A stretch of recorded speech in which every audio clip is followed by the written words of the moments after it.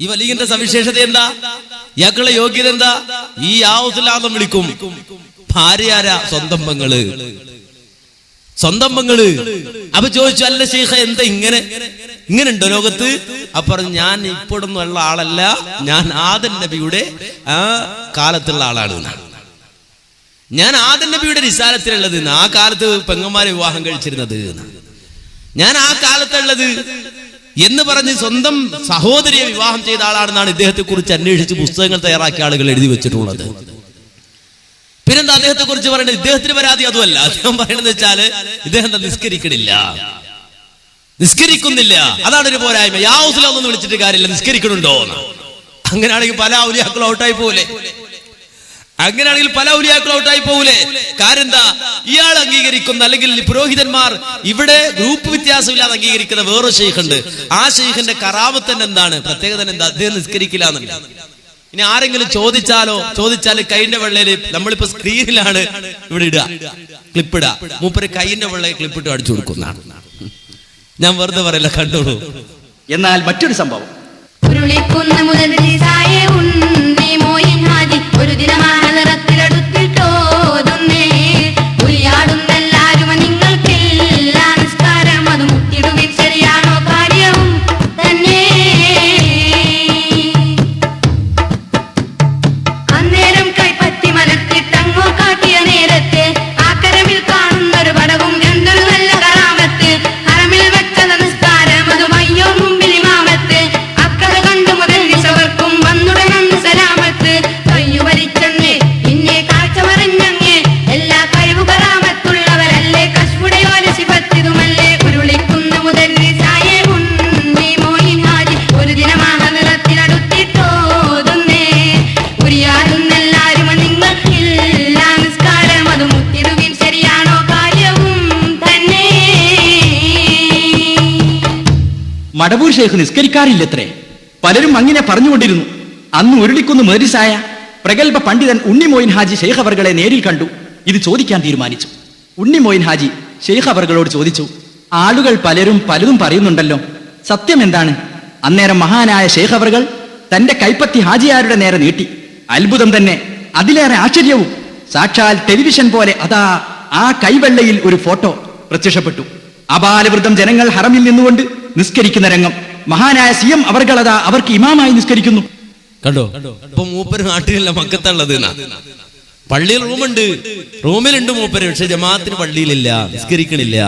അപ്പൊ ഒരാള് മറ്റേ മുദരിസ് മൂപ്പര് പോയി ചോദിക്കാതിരിച്ചു, അല്ല എന്ത് ശൈഖ് നിസ്കരിക്കാത്ത? അപ്പൊ കൈന്റെ ഇവിടെ കാണിച്ചു കൊടുത്തു. അപ്പൊ എന്താ ഒരു ഫോട്ടോ? എവിടെ? ഹറമിൽ ഇമാമായി നിൽക്കണം. അപ്പൊ അവിടുത്തെ ഇമാം എവിടെ? അവിടെ ഒരു ഇമാം ഉണ്ടല്ലോ, മൂപ്പര് എവിടെ പോവും? അതൊന്നും ചോദിക്കാൻ പാടില്ല. അപ്പോ നമ്മുടെ തൃപ്രയാർ ഔലിയ മൂപ്പര് നിസ്കരിക്കാത്തത് കൊണ്ടാണ് പറ്റാത്തത് എന്ന് പറഞ്ഞ ആളുകൾ ഇയാളെന്താ ചെയ്യാ? പക്ഷെ ഇദ്ദേഹത്തെ കുറിച്ച് പറയുന്നത് കേട്ടോളൂ. ഇദ്ദേഹത്തെയാണ് ബാക്കിയുള്ള പുരോഹിതന്മാർ വിളിക്കാറുള്ളത്. ഒരു പ്രയാസത്തിലകപ്പെട്ടാൽ പടച്ചോനെ എന്ന് വിളിക്കില്ല, നേരെ മറിച്ച് മടവൂർ ശൈഖേ എന്ന് വിളിക്കുക. അപ്പൊ ഉത്തരം കിട്ടുന്നതാണ്. സഡൻ ഇജാബത്ത്, ഉടൻ ഉത്തരം കിട്ടുമെന്നാണ്. എവിടുന്നാണെങ്കിലും ഒരു മുസ്ലിയാർ തന്നെ അദ്ദേഹത്തിന്റെ അനുഭവം, അയാള് വേറൊരാളുടെ അനുഭവം പറഞ്ഞ് കേട്ടത് പറയുന്നത് നിങ്ങളൊന്ന് ശ്രദ്ധിച്ചോ. വെള്ളിമാട് കുന്നിലുള്ള ഒരു വീരാനാജി ഒരിക്കൽ എന്നോട് ശിരവള്ളി എന്ന് പറയണ്ടേ, മോനെ ഇത് ആരായി കിടക്കുന്ന എനിക്കറിയോ? ഈ മഹാനായ മടവൂരിനെ ഇങ്ങനെ അറിയോ എന്ന് ചോദിച്ചിട്ട് ഈ വീരാനാജി മരിച്ചുപോയി. അദ്ദേഹം എന്നോട് പറയാണ്, ഞാൻ പിന്നെ മക്കത്ത് സൗദി അറേബ്യയിൽ ഒരു ജയിലിൽ കുടുങ്ങി, നിരപരാധിയായിട്ട് കുടുങ്ങിയതാ മോനെ. ഒരു തെറ്റും എൻ്റെ ജീവിതത്തിൽ ഞാൻ ചെയ്തിട്ടില്ല, അങ്ങനെ ഉദ്ദേശിച്ചിട്ടുമില്ല. അങ്ങനെ ഞാൻ നിരപരാധിയായി ജയിലിൽ കുടുങ്ങിയപ്പോൾ ഞാൻ കുറച്ചെല്ലാണെന്ന് വിഷമിച്ച് 1-2 ദിവസം ഇങ്ങനെ വിഷമിച്ച് ഞാൻ 2-ാം ദിവസവും ഞാനിങ്ങനെ ചിന്തിച്ച്, ഞാൻ എന്തിനാ ഈ ശൈഖിൻ്റെ അടുത്തിങ്ങനെ പോയാൽ? എൻ്റെ ഒരു ശൈഖാണല്ലത്, എപ്പോഴും മൂപ്പരായിട്ട് CM വലിയതായിട്ട് ബന്ധപ്പെടുന്ന ആളാണ്. അയാൾ ചിന്തിച്ചു പോലെ എനിക്ക് ഈ മൂപ്പരൊന്ന് വിളിച്ച് പറയാലോ, എന്തെങ്കിലും ഒരു തുറപടി, ഇതൊക്കെ കാണില്ല മൂപ്പര്. അങ്ങനെ ഒരൊറ്റ വിളി ശൈഖേന്ന്. അയാൾ ശൈഖിന്റെ വള്ളിന്റെ പടിഞ്ഞാറ് തെരുവ് നിന്നോട് പറയരാ, മോനെ ഞാൻ ഈ വിളിയായിട്ട് വിളിച്ചതിൻ്റെ ശേഷം നേരെ ജയിലിലേക്ക് കയറി ഇങ്ങോട്ട് വന്ന് എൻ്റെ കൈ ഇങ്ങോട്ട് പിടിച്ച് കൊണ്ടുപോയിട്ട് ഓഫീസിൽ കൊണ്ടുപോയിട്ട് കുറേ നേരം അറബിയിൽ ബഹുമാനപ്പെട്ട മടവൂർ ഓർ സംസാരിച്ച് ഇയാൾ കുറ്റവിമുക്തനാണ് എന്ന് ബോധ്യപ്പെടുത്തി അതിൻ്റെ കടലാസോടുകൂടി എന്നെ കൊണ്ടുവന്നിട്ട് എൻ്റെ റൂമിലാക്കി. പിന്നെ ഞാൻ മൂപ്പരെ കാണില്ല. പിന്നെ ഇവിടുന്ന് എങ്ങനെയാ മോനെ പോവുക? രാവും പകലും ആടെ ഇങ്ങനെ ഉണ്ടാവും. കണ്ടോ, ഉടനെ തന്നെ അപ്രത്യക്ഷനായി ഇന്ന് കുട്ടിച്ചാതല. എന്താ നിങ്ങൾ മനസ്സിലാക്കിയത്? ജയിലിൽ അകപ്പെട്ട ആള് എവിടെ? ഇവിടെ നാട്ടിലല്ല, സൗദി അറേബ്യയില്. അപ്പൊ 3 ദിവസം ജയിലിൽ കിടന്നു. പിന്നെന്താ രക്ഷ? ഷെയ്ഖേന്ന് വിളിക്കുക, ഷെയ്ഖേന്ന് വിളിക്കുക. കാരണം പടച്ചനെ വിളിച്ചിട്ട് കാര്യമില്ലല്ലോ. എന്നാലും പടച്ചൻ ഇങ്ങനെ ഒന്നും ഇറക്കൂല്ലോ. ആ പിന്നെന്താ മാർഗം? ഷെയ്ഖേന്ന് വിളിക്കുക, അത് ഷെയ്ഖേന്ന് വിളിക്കുക. അപ്പൊ തന്നെ മൂപ്പര് സൂട്ടും കൊണ്ടിട്ട് നേരെ കയറി വരിക. ഇവർക്ക് പാസ്പോർട്ടിന്റെ പ്രശ്നമില്ല, വിസ അടിക്കണ പ്രശ്നമില്ല, സ്റ്റാമ്പിങ്ങിന്റെ പ്രശ്നമില്ല, നോ ഒന്നുമില്ല. ഗ്രീൻ ചാനലാ, നേരെ കൊണ്ട് വരിക. എന്നിട്ട് പേപ്പറും കണ്ട എല്ലാം ശരിയാക്കി കയ്യിൽ കൊടുക്കുക. ഇയാൾ നിരപരാധിയാകുന്നു. സ്റ്റേഷനിൽ, പോലീസ് സ്റ്റേഷനിൽ നിരപരാധി എഴുതി കൊടുത്തിട്ട് വല്ല കാര്യമുണ്ട്? പുറത്തു വിടും. അതിനെന്തായിരുന്നു? എഴുതി കൊടുത്തു. എഴുതി കൊടുത്ത് ബോധ്യപ്പെടുത്തി ഉടൻ തന്നെ കാണാതായി, കുട്ടിച്ചാത്തനെ പോലെ. ഇദ്ദേഹത്തെ കുറിച്ച് നേരത്തെ അവർ നിസ്കരിക്കാറില്ല അത്രേ. അതിനു മുമ്പ് മുസ്ലിയാർ പറഞ്ഞതോ നിസ്കരിക്കാത്ത ആൾ മുഹിദി ചെയ്ത് വിളിച്ചിട്ട് കാര്യമില്ല. ഇതിങ്ങനെ ഇത് എല്ലാ വൈരുദ്ധ്യം കൂടെ ഒത്തുവരിക. അപ്പൊ പിന്നെ ഒരു മസാല വേറെ ഉണ്ടാക്കുക. അതാണ് പുരോഹിതന്മാർ. മറ്റൊരു മസാല കേട്ടോളൂ. ആ മസാല ശറഹുൽ അഖായിദ് എഴുതിയ പണ്ഡിതൻ ഇമാം തഫ്താസാനി റളിയല്ലാഹു അൻഹു അല്ലേ? ആ ഇമാം തഫ്താസാനി റളിയല്ലാഹു അൻഹു ശറഹുൽ മഖാസിദ് എന്നൊരു കിതാബില്ലേ, ആ ശറഹുൽ മഖാസിദിൽ ബഹുമാനപ്പെട്ടവര് വളരെ വ്യക്തമായി എഴുതിയിട്ടില്ലേ?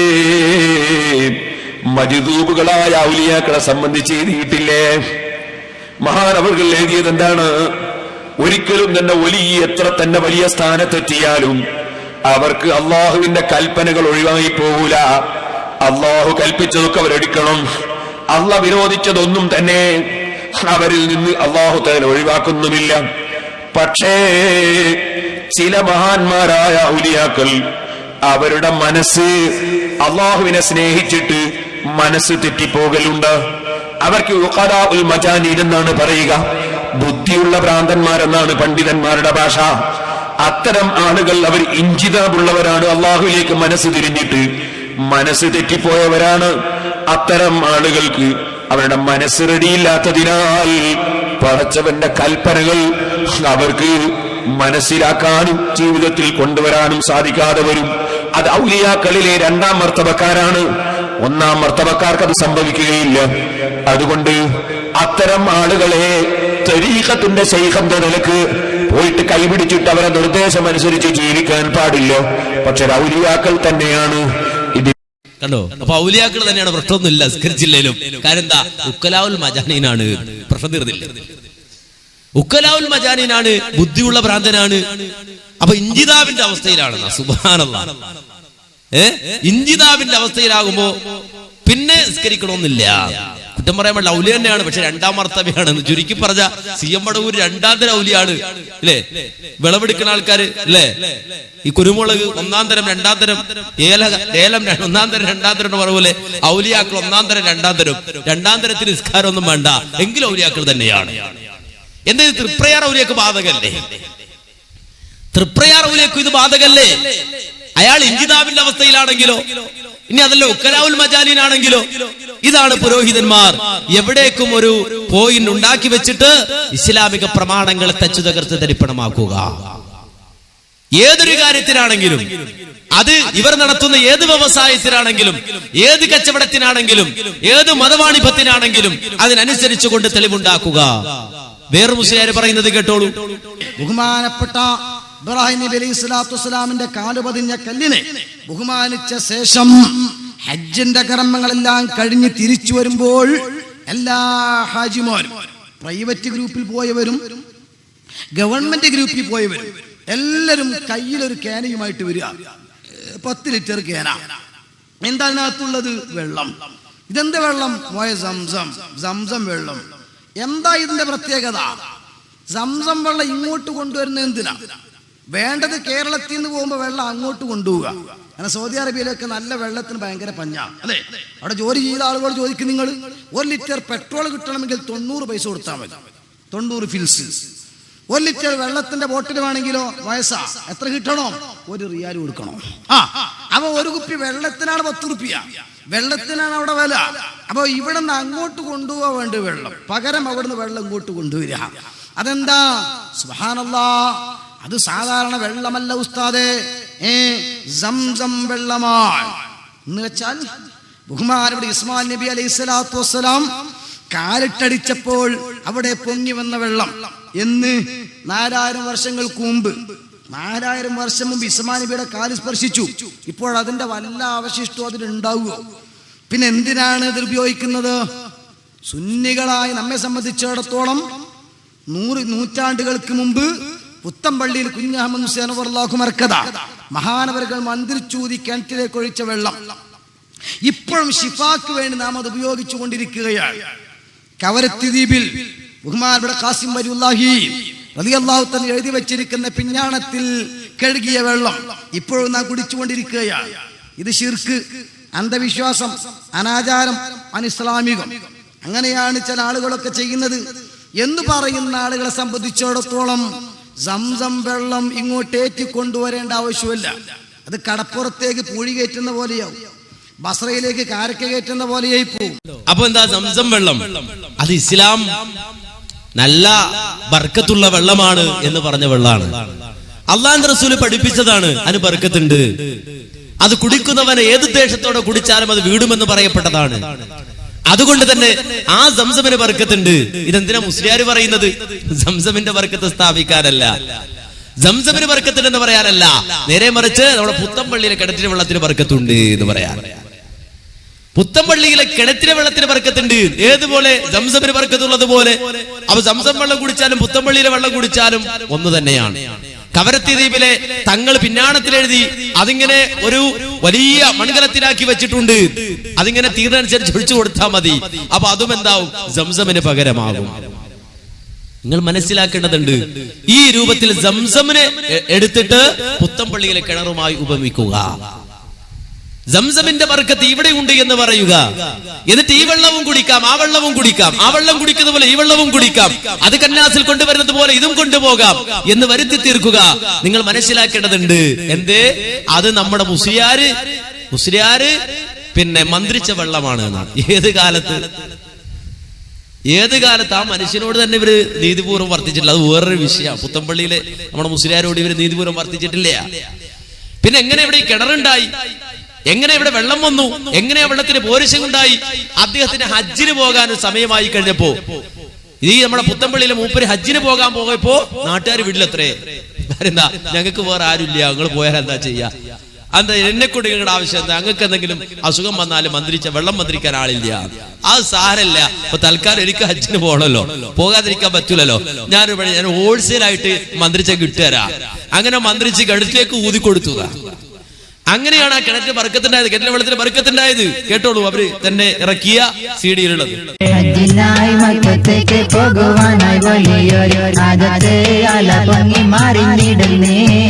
ആഗ്രഹം ജനിച്ചപ്പോൾ മുസ്ലിയാർ നാട്ടുകാർ ആ കാര്യം ഉടൻ തന്നെ ഉണർത്തിക്കുന്നേ. പോകരുതെന്ന് കരഞ്ഞ് പറഞ്ഞ് പോയായില്ലാതെ കുടഞ്ഞ് പാവപ്പെട്ട ഞങ്ങൾ ഗണിയുന്ന സമയത്ത് സഹായിക്കാൻ ഞങ്ങൾക്കാരും ഇല്ലല്ലോ, ആരും തന്നെ മഹബൂബരെ. കരയുന്ന ജനത്തിന്റെ അപേക്ഷയിൽ മുഴുകുമ്പോൾ വല്ലാതെ മനസ്സിന്റെ താളം തെറ്റുന്നേ. ഹജ്ജിനായി മക്കത്തേക്ക് പോകുവാനായി വലിയൊരു ആദത്തെ അല പൊങ്ങി മറിഞ്ഞിടുന്നേ. ആഗ്രഹം ജനിച്ചപ്പോൾ മുസ്ലിയാർ നാട്ടുകാർ ആ കാര്യം ഉടൻ തന്നെ ഉണർത്തിക്കുന്നേ.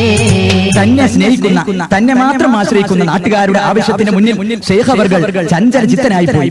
അവരുടെ സ്നേഹത്തിൽ തന്റെ സാമീപ്യം മാത്രം കൊതിക്കുന്ന അവരുടെ നിഷ്കളങ്കമായ നിർബന്ധത്തിന്റെ മുന്നിൽ എന്ത് ചെയ്യണമെന്ന് മുസ്ലിയാർ പലവരും ആലോചിച്ചു. അള്ളാഹുവിനോട് മനസ്സറിഞ്ഞ് പ്രാർത്ഥിച്ചപ്പോൾ ശൈഖ് അവർകൾക്ക് അള്ളാഹു ഒരു വഴി കാണിച്ചു കൊടുത്തു. നാട്ടിലുള്ള എല്ലാവരെയും വിളിച്ചു വരുത്തി ശൈഖ് അവർകൾ ഒരു പാത്രത്തിൽ നിറയെ വെള്ളമെടുത്ത് മന്ത്രി ചൂതിക്കൊണ്ട് ഇപ്രകാരം പറഞ്ഞു: വിഷമങ്ങളൊട്ടും കരുതിയിടണ്ട, വെറുതെ മനസ്സാകം പുണ്ണാക്കണ്ട, ഞാനില്ലെന്നോർത്ത് വ്യസനിക്കണ്ട, രാവും പകലും പൊരിഞ്ഞിടണ്ട.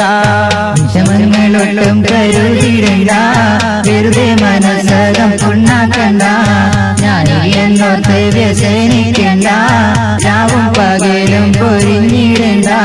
ഈ വെള്ളം പള്ളി കീണത്തിലേക്ക് ഇപ്പോൾ തന്നെ കൊണ്ടുപോയോടിക്ക്, ഈ ജലം മാത്രം മതി നിങ്ങൾക്ക്, ഇറയാവൻ സിഫയേറെ ചൊരിയും ഹക്ക്. വിഷമങ്ങളൊട്ടും കരുതിയിടണ്ട, വെറുതെ മനസ്സകം പുണ്ണാക്കണ്ട, ഞാനില്ലെന്നോർത്ത് വ്യസനിക്കണ്ട, രാവും പകലും പൊരിഞ്ഞിടണ്ട. പെരുമ്പടപ്പ് പള്ളിയുടെ തൊട്ടടുത്തുള്ള കിണറ്റിൽ ഈ ജപിച്ച വെള്ളമൊഴിക്കുക. പരമകാരുണികനായ അല്ലാഹു ഞാൻ മൂലം നിങ്ങൾക്ക് എന്തെങ്കിലും നന്മ വരുത്താൻ ഉദ്ദേശിച്ചിട്ടുണ്ടെങ്കിൽ ആ കിണറിലെ വെള്ളം എടുത്ത് ഉപയോഗിക്കുക. ഏത് വിഷബാധയേറ്റവർക്കും ആ ജലം കൊണ്ട് ശിഫ കിട്ടും. എന്റെ സാന്നിധ്യം ഇവിടെ ഇല്ലെങ്കിലും ഞാൻ ഏത് പ്രദേശത്ത് പോയാലും ആ ഗുണം അല്ലാഹു നിങ്ങൾക്ക് പ്രദാനം ചെയ്യുന്നതാണ്. കുഞ്ഞഹമ്മദ് മുസ്ലിയാർ ആ വർഷം തന്നെ പരിശുദ്ധ ഹജ്ജ് കർമ്മത്തിനായി മക്കയിലേക്ക് പോകാൻ തീരുമാനിച്ചു. കിണറ്റിലെ ജലം ദിവ്യൌഷധമായി ഒടിക്കിതച്ചെത്തുന്നോർക്കെല്ലാം പൂങ്കുളിരായി, വിഷമേറ്റി തളർന്നോർക്കാശ്രയമായി ഏറ്റവും വിശുദ്ധിയിലെന്നും നിലനിൽക്കയായി. അങ്ങനെ കിണറ്റിലെ വെള്ളം ദിവ്യ ഔഷധമായി അന്നായി എല്ലാവർക്കും കിതച്ചെത്തുന്നവർക്ക് ആശ്വാസമായി, എല്ലാ രോഗത്തിനും പരിഹാരമായി. പക്ഷെ ഇവിടെ ഒരു വൈരുദ്ധ്യമുണ്ട്. അതെന്താ പറയുക, ഈ കുഞ്ഞമ്മദ് മുസ്ലിയാർ ജീവിച്ചിട്ട് മരിക്കണത് വരെ കാല് നിവർത്തി വെച്ചിട്ടില്ല. തളർവാദം പിടിച്ച് കാല് വളഞ്ഞിരിക്കായിരുന്നു. കുഞ്ഞമ്മദ് മുസ്ലിയാരുടെ ചരിത്രത്തിലുണ്ട്, പുത്തമ്പള്ളി ചരിത്രത്തിലെ ബുക്ക് നിങ്ങൾ വായിച്ചു നോക്ക്. ബാക്കിയുള്ളവർക്കൊക്കെ ദിവ്യ ഔഷധമായി, മൂപ്പർക്ക് ഒരു ദിവ്യ ഔഷധം ഇല്ല. അവസാനം അദ്ദേഹം മരണപ്പെട്ടു. ആര്? ഈ പറഞ്ഞ കുഞ്ഞമ്മദ് മുസ്ലിയാർ മരിച്ചു കഴിഞ്ഞപ്പോൾ ഇദ്ദേഹത്തിന്റെ കാല് വളഞ്ഞിരിക്കുന്നു. അപ്പൊ ഇദ്ദേഹത്തെ കഫൻ ചെയ്യാൻ പ്രയാസമാണ്. കാര്യം കാലിങ്ങനെ വളഞ്ഞിരിക്കൊണ്ട് കഫൻ ചെയ്യണവർക്ക് പ്രയാസമായി. അപ്പൊ കഫൻ ചെയ്യുന്ന ആൾക്കാര് ചിന്തിക്കാണ്, ഇത് കാലോട് നേരെ ആയിരുന്നെങ്കിൽ നന്നായി കഫൻ ചെയ്യാമായിരുന്നല്ലോ. അപ്പൊ മൂപ്പര് കാല് നേരെ ആക്കിയിട്ട് കുടഞ്ഞ് നേരെ വെച്ചു കൊടുത്തു. കാല് കുടഞ്ഞ് നേരെ വെച്ചു കൊടുത്തപ്പോ ഉടൻ തന്നെ കെട്ടിപ്പൊതിഞ്ഞു. മിണ്ടിൽ ഉടൻ തന്നെ ഓടി കബറടക്കാരെ അടങ്ങിക്കോ, ഇനി അനങ്ങണ്ട. കാരണം മൂപ്പര് അവിടെ അടങ്ങാണല്ലോ വേണ്ടത്, ഇനി അനങ്ങരുതല്ലോ. ഇത് നിങ്ങൾ മനസ്സിലാക്കണം. അദ്ദേഹത്തിന്റെ പുത്തൻപള്ളി ചരിത്രത്തിൽ എഴുതിച്ചിരിക്കുകയാണ്. അദ്ദേഹം കാലനക്കിയിട്ട് അദ്ദേഹത്തെ കഫൻ ചെയ്ത് കബറടക്കിയെന്ന് പറഞ്ഞാൽ അദ്ദേഹത്തെ ജീവനോട് കുഴിച്ചിട്ടൊന്നല്ലേ എന്റെ അർത്ഥം അല്ലേ? ഈ അടുത്ത സമയത്ത് ഒരു കുട്ടിയെ മോർച്ചറിയിൽ കൊണ്ടുപോയി വെച്ചു, മരിച്ചു എന്ന് പറഞ്ഞിട്ട് അവസാനം ആളുകൾ വന്നു, കുടുംബക്കാര് വന്നു, കൊണ്ടുപോകാൻ ആളുകൾ വന്നു. നോക്കുമ്പോ കുട്ടിക്ക് ചെറിയ അനക്കോ. അപ്പൊ ഡോക്ടർ പറഞ്ഞു ഒന്നുകൂടെ പരിശോധിക്കാം. പരിശോധിച്ചപ്പോ കുട്ടിക്ക് ജീവനുണ്ടായിരുന്നു. ഡോക്ടർ മരിച്ചു എന്ന് വിധിച്ച് മോർച്ചറിയിലെത്തിയ കുട്ടിയെ കൊണ്ടുപോകാൻ ബന്ധുക്കൾ എത്തിക്കഴിഞ്ഞപ്പോൾ ആ കുട്ടി അനങ്ങിയത്. ഇതുപോലെ കുഞ്ഞമ്മദ് മുസ്ലിയാർ ആദ്യം മരിച്ചു എന്ന് വിചാരിച്ചു, പക്ഷെ മൂപ്പര് മരിച്ചിട്ടില്ലായിരുന്നു. കാല് നേരെ വെച്ചു. എപ്പോ മയ്യത്ത് കുളിപ്പിച്ച് കഫൻ തുണി പൊതിയുമ്പോ അപ്പൊ തന്നെ ഇവര് മിണ്ടാന്തെടുത്തു, കറാമത്താണെന്ന് പറഞ്ഞിട്ട് കെട്ടിപ്പൊതിച്ചു കബറടക്കി. എന്ത് വൈരുദ്ധ്യ! മാത്രമല്ല ഈ ദിവ്യ ഔഷധം ഉപകാരപ്പെടുമായിരുന്നെങ്കിൽ ആദ്യമായി ഉപകാരപ്പെടേണ്ടത് ആർക്കാ? കുഞ്ഞമ്മദ് മുസ്ലിയാർക്കായിരുന്നില്ലേ? അപ്പൊ ഇത്രയും പച്ചയായി മാന്യ സഹോദരങ്ങളെ, അള്ളാന്റെ ആയത്തിനെ മാത്രമല്ല ചരിത്ര സംഭവങ്ങളെ തന്നെ ദുർവ്യാഖ്യാനിക്കുക. എന്താ ഇതിന്റെയൊക്കെ ഉദ്ദേശം? നിങ്ങൾക്ക് എന്തെങ്കിലും ആവശ്യമുണ്ടെങ്കിൽ, മുറാദുകൾ ഹാസിലാകാനുണ്ടെങ്കിൽ, പേപ്പട്ടി വിഷ നിവാരണം വരുത്താനുണ്ടെങ്കിൽ, കുട്ടികളെ കിട്ടാനുണ്ടെങ്കിൽ സന്ദർശിക്കുക ഇന്ന ജാറം, ഇന്ന മക്ബറ, ഇന്ന ദർഗ, ഇന്ന മഹാൻ എന്ന് പറയാൻ വേണ്ടിയാണ്. നമ്മുടെ ആവശ്യങ്ങൾക്ക് കൈനീട്ടുന്ന വ്യക്തിത്വങ്ങളായി ഈ ശക്തികളെ സ്വീകരിക്കാൻ വേണ്ടിയാണ്. ഇതിനെ അല്ലാഹു ശക്തമായി എതിർത്തു. ഖുർആൻ ചോദിച്ചു, ഖുർആൻ പറഞ്ഞു, വമൻ അദല്ലു മിമ്മൻ യദ്ഉ മിൻ ദൂനില്ലാഹി മൻ ലാ യസ്തജീബു ലഹു ഇലാ യൗമിൽ ഖിയാമ വഹും അൻ ദുആഇഹിം ഗാഫിലൂൻ. വമൻ അദല്ലു മിമ്മൻ യദ്ഉ മിൻ ദൂനില്ലാഹ്, അല്ലാഹുവിന് പുറമെ മറ്റുള്ളവരെ വിളിച്ച് പ്രാർത്ഥിക്കുന്നവനേക്കാൾ വഴിപിഴച്ചവൻ ആരുണ്ട്? ആരോടാണ് അവരെ പ്രാർത്ഥിക്കുന്നത്? മല്ലാ യസ്തജീബു ലഹു ഇലാ യൗമിൽ ഖിയാമ, ഖിയാമത്ത് നാൾ വരെ അവർക്ക് ഉത്തരം ചെയ്യാൻ കഴിയാത്തവയെ, ലോകാവസാനം വരെ അവർക്ക് ഉത്തരം ചെയ്യാത്തവയെ അവർ വിളിച്ചു പ്രാർത്ഥിക്കുകയാണ്. വഹും അൻ ദുആഇഹിം ഗാഫിലൂൻ. അവരാകട്ടെ ഇവരുടെ പ്രാർത്ഥന കേൾക്കുന്നില്ല, അവർ അശ്രദ്ധരാണ്. എന്ന് മാത്രമല്ല, വഇദാ ഹുശറൻ നാസ് കാനൂ ലഹും അഅദാൻ വകാനൂ ബിഇബാദതിഹിം കാഫിരീൻ. നാളെ പാരത്രിക ലോകത്ത് അല്ലാഹുവിന്റെ മുന്നിൽ അവരും ഇവരും ഒരുപോലെ ഹാജരാക്കപ്പെടുന്ന ആ ഘട്ടത്തിൽ ഇവർ അവർക്ക് സമർപ്പിച്ച ആ ആരാധന അവരവിടെ വെച്ചുകൊണ്ട് നിഷേധിക്കുന്നതാണ്. അല്ലാഹു പറയാണ്, ഒരിക്കലും ചെയ്യാൻ പാടില്ല, അല്ലാഹുവില്ലാത്തവർ പ്രാർത്ഥിക്കാൻ പാടില്ല. അത് വലാലത്താണ്, കൊടിയ വഴികേടാണ്, ഏറ്റവും വലിയ വഴികേടാണ്. എന്ന് മാത്രമല്ല, നാളെ പാരത്രിക ലോകത്ത് അവർ നിഷേധിക്കും. ഖുർആൻ മറ്റൊരിടത്ത് പറഞ്ഞത്, ഇൻ തദ്ഉഹും ലാ യസ്മഊ ദുആഅകും വലൗ സമിഊ മസ്തജാബൂ ലക്കും. നിങ്ങൾ അവരോട് പ്രാർത്ഥിച്ചാൽ ഒരിക്കലും നിങ്ങളുടെ പ്രാർത്ഥനയ്ക്ക് അവർ ഉത്തരം തരുന്നതല്ല, നിങ്ങളുടെ പ്രാർത്ഥന അവർ കേൾക്കില്ല. അതാണല്ലോ ഒന്നാമതായി പറഞ്ഞത്, ഇൻ തദ്ഉഹും ലാ യസ്മഊ ദുആഅകും. നിങ്ങൾ അവരോട് പ്രാർത്ഥിച്ചാൽ നിങ്ങളുടെ പ്രാർത്ഥന അവർ കേൾക്കുകയില്ല. എന്നാൽ ചില ആളുകൾക്ക് അപ്പോ സമ്മതിച്ചു തരാൻ വിഷമാണ്. എന്താ കേൾക്കാത്തത്? എന്താ കേട്ടൂടെ? അത് കേൾപ്പിച്ചൂടെ? ചെരിപ്പടി ശബ്ദം കേട്ടില്ലേ? അതുപോലെ തന്നെ ഖലീബിൽ ആളുകൾ കേട്ടില്ലേ? അങ്ങനെ കേട്ടു കേട്ടില്ല, അങ്ങനെ അതിന്റെ പുറകെ ആളുകൾ കൂടും. അല്ലാഹ് പറയാ കേൾക്കൂല എന്നുള്ളതാണ് ശരി. ഇനി വലൗസമിയു, ഇനി അതിന്റെ പുറകെ തർക്കിച്ചു കൂടണ്ട. കേൾക്കുമെന്ന് സമർത്ഥിച്ചാൽ തന്നെ, ഇവരെല്ലാം നിങ്ങളുടെ പ്രാർത്ഥന കേൾക്കുമെന്ന് സമർത്ഥിച്ചാൽ തന്നെ മസ്തജാബൂലക്കും, വെറുതെ കേൾപ്പിക്കാൻ വേണ്ടി അല്ലല്ലോ അവരോട് പ്രാർത്ഥിച്ചത്, ഉത്തരം കിട്ടാനല്ലേ. ഒരിക്കലും അവർ നിങ്ങൾക്ക് ഉത്തരം തരില്ല എന്ന് മാത്രമല്ല, വയൗമൽ ഖിയാമത്തി യക്ഫുറൂന ബിശിർകിക്കും, നാളെ പാരത്രിക ലോകത്ത് അവരും നിങ്ങളും ഒരുപോലെ ഹാജരാകുന്ന വേളയിൽ നിങ്ങൾ അവർക്ക് സമർപ്പിച്ച ഈ ശിർക്കിനെ അവിടെ വെച്ചുകൊണ്ട് അവർ നിഷേധിക്കും. അവര് പറയും, റബ്ബേ ഞങ്ങൾ അവരോട് പറഞ്ഞില്ല, അവരുടെ ആരാധന ഞങ്ങൾ അറിഞ്ഞിട്ടുമില്ല.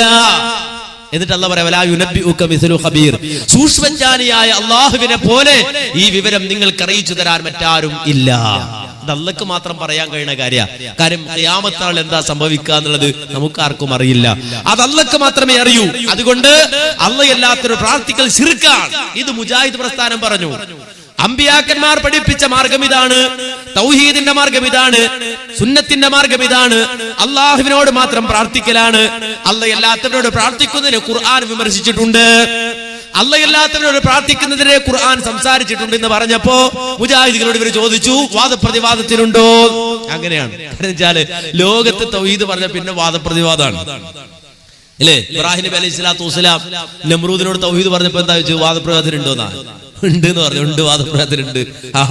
അപ്പൊ അദ്ദേഹം എന്താ പറഞ്ഞത്? നമ്രൂദ് പറയാണ്, ഞാന് എന്ന് പറഞ്ഞാല് എനിക്കൊരുപാട് പ്രത്യേകതകളുണ്ട്, ഞാനൊരു ദൈവമാണ് എന്നാ പറയുന്നത്. മഹാനായ ഇബ്രാഹിം നബി അലൈഹി സ്വലാത്തു വസ്സലാം പറഞ്ഞു, റബ്ബി അല്ലദീ യുഹ്യീ വയുമീത്, എന്റെ റബ്ബ്, നീ റബ്ബാണെന്നാണല്ലോ പറയുന്നത്, പക്ഷെ എന്റെ റബ്ബ് ജീവിപ്പിക്കുന്ന റബ്ബാണ്, മരിപ്പിക്കുന്ന റബ്ബാണ്. ആ മൂപ്പറുടെ മറുപടി എന്താ? മറുപടി അന ഉഹ്യീ വയുമീത്, അനന്താ ഞാനും ജീവിപ്പിക്കും മരിപ്പിക്കും. എന്താ തെളിവ്? രണ്ടാളെ വിളിച്ചുകൊണ്ട് വന്നു, ഒരാളെ തല വെട്ടിക്കളഞ്ഞു, അയാൾ മരിച്ചു. മറ്റാളോട് പറഞ്ഞു, പോയി വീട്ടിൽ പോയി താമസിച്ചോ എന്ന് പറഞ്ഞു. എന്നിട്ട് പറഞ്ഞോ, ഒരാളെ ഞാൻ കൊന്നു, വേറെ ആളെ ഞാൻ ജീവിക്കാണ്, അന ഉഹ്യീ വയുമീത്, എനിക്ക് ജീവിപ്പിക്കാനും മരിപ്പിക്കാനൊക്കെ കഴിയും. ഇബ്രാഹിം നബി അലൈഹി സ്വലാം പിന്നെയും മറുവാദം പറഞ്ഞു, എന്ത്? ഇന്നല്ലാഹ യഅതി ബിശംസി മിനൽ മശ്രിഖ് ഫഅതി ബിഹാ മിനൽ മഗ്രിബ്, എന്റെ റബ്ബ് സൂര്യനെ കൊണ്ടുവരുന്നത് കിഴക്ക് നിന്നാണ്, നീ റബ്ബാണെങ്കിൽ ഫഅതി ബിഹാ മിനൽ മഗ്രിബ്, പടിഞ്ഞാറുന്ന് കൊണ്ടുവരും, ഞാനൊന്ന് കാണട്ടെ എന്ന് പറഞ്ഞു. ഫബുഹിതല്ലദീ കഫർ, അവിടെ വായടങ്ങൂടാ. ഇതുപോലെ മുജാഹിദുകൾ തൗഹീദ് പറഞ്ഞപ്പോ പിന്നെ വാദപ്രതിവാദത്തിനുണ്ടോന്നാ? അങ്ങനെ വാദപ്രതിവാദത്തിന് പോയി. ആ വാദപ്രതിവാദം നമുക്കറിയാം മഞ്ചേശ്വരത്ത് വെച്ചുകൊണ്ട് നടന്നു. അപ്പോൾ വിശുദ്ധ ഖുർആനിൽ വന്ന ആയത്തുകൾ, ആ ആയത്തുകൾ ഒന്നിനു പുറകെ ഒന്നായി ഓതിക്കൊടുത്തു.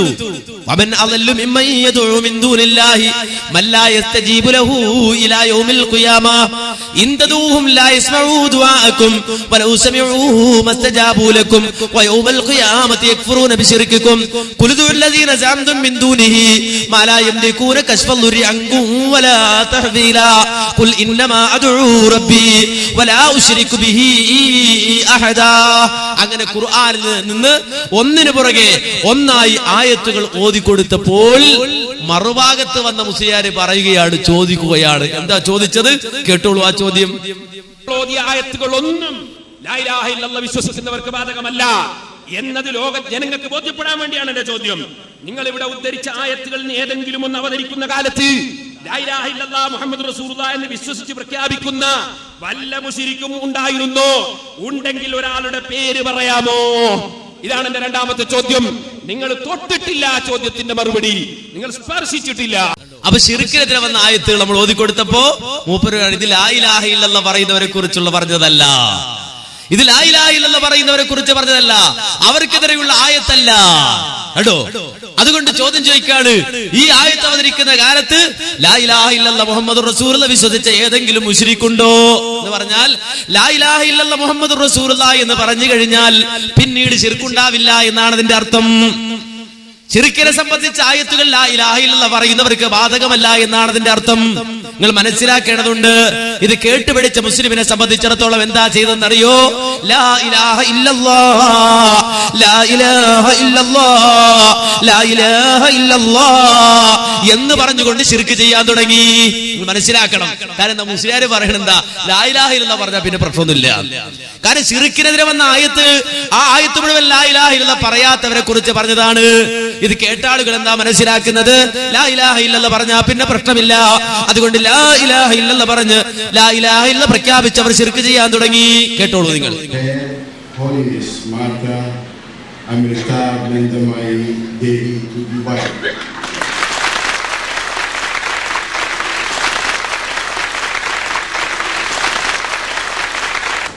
Amma, as she is a loving addressed by millions of her who want peace around the world, is a unique spiritual leader of India. I heard about her a long time ago, but this is I know that now when I see this is a great occasion of celebration for Amma's followers in Dubai.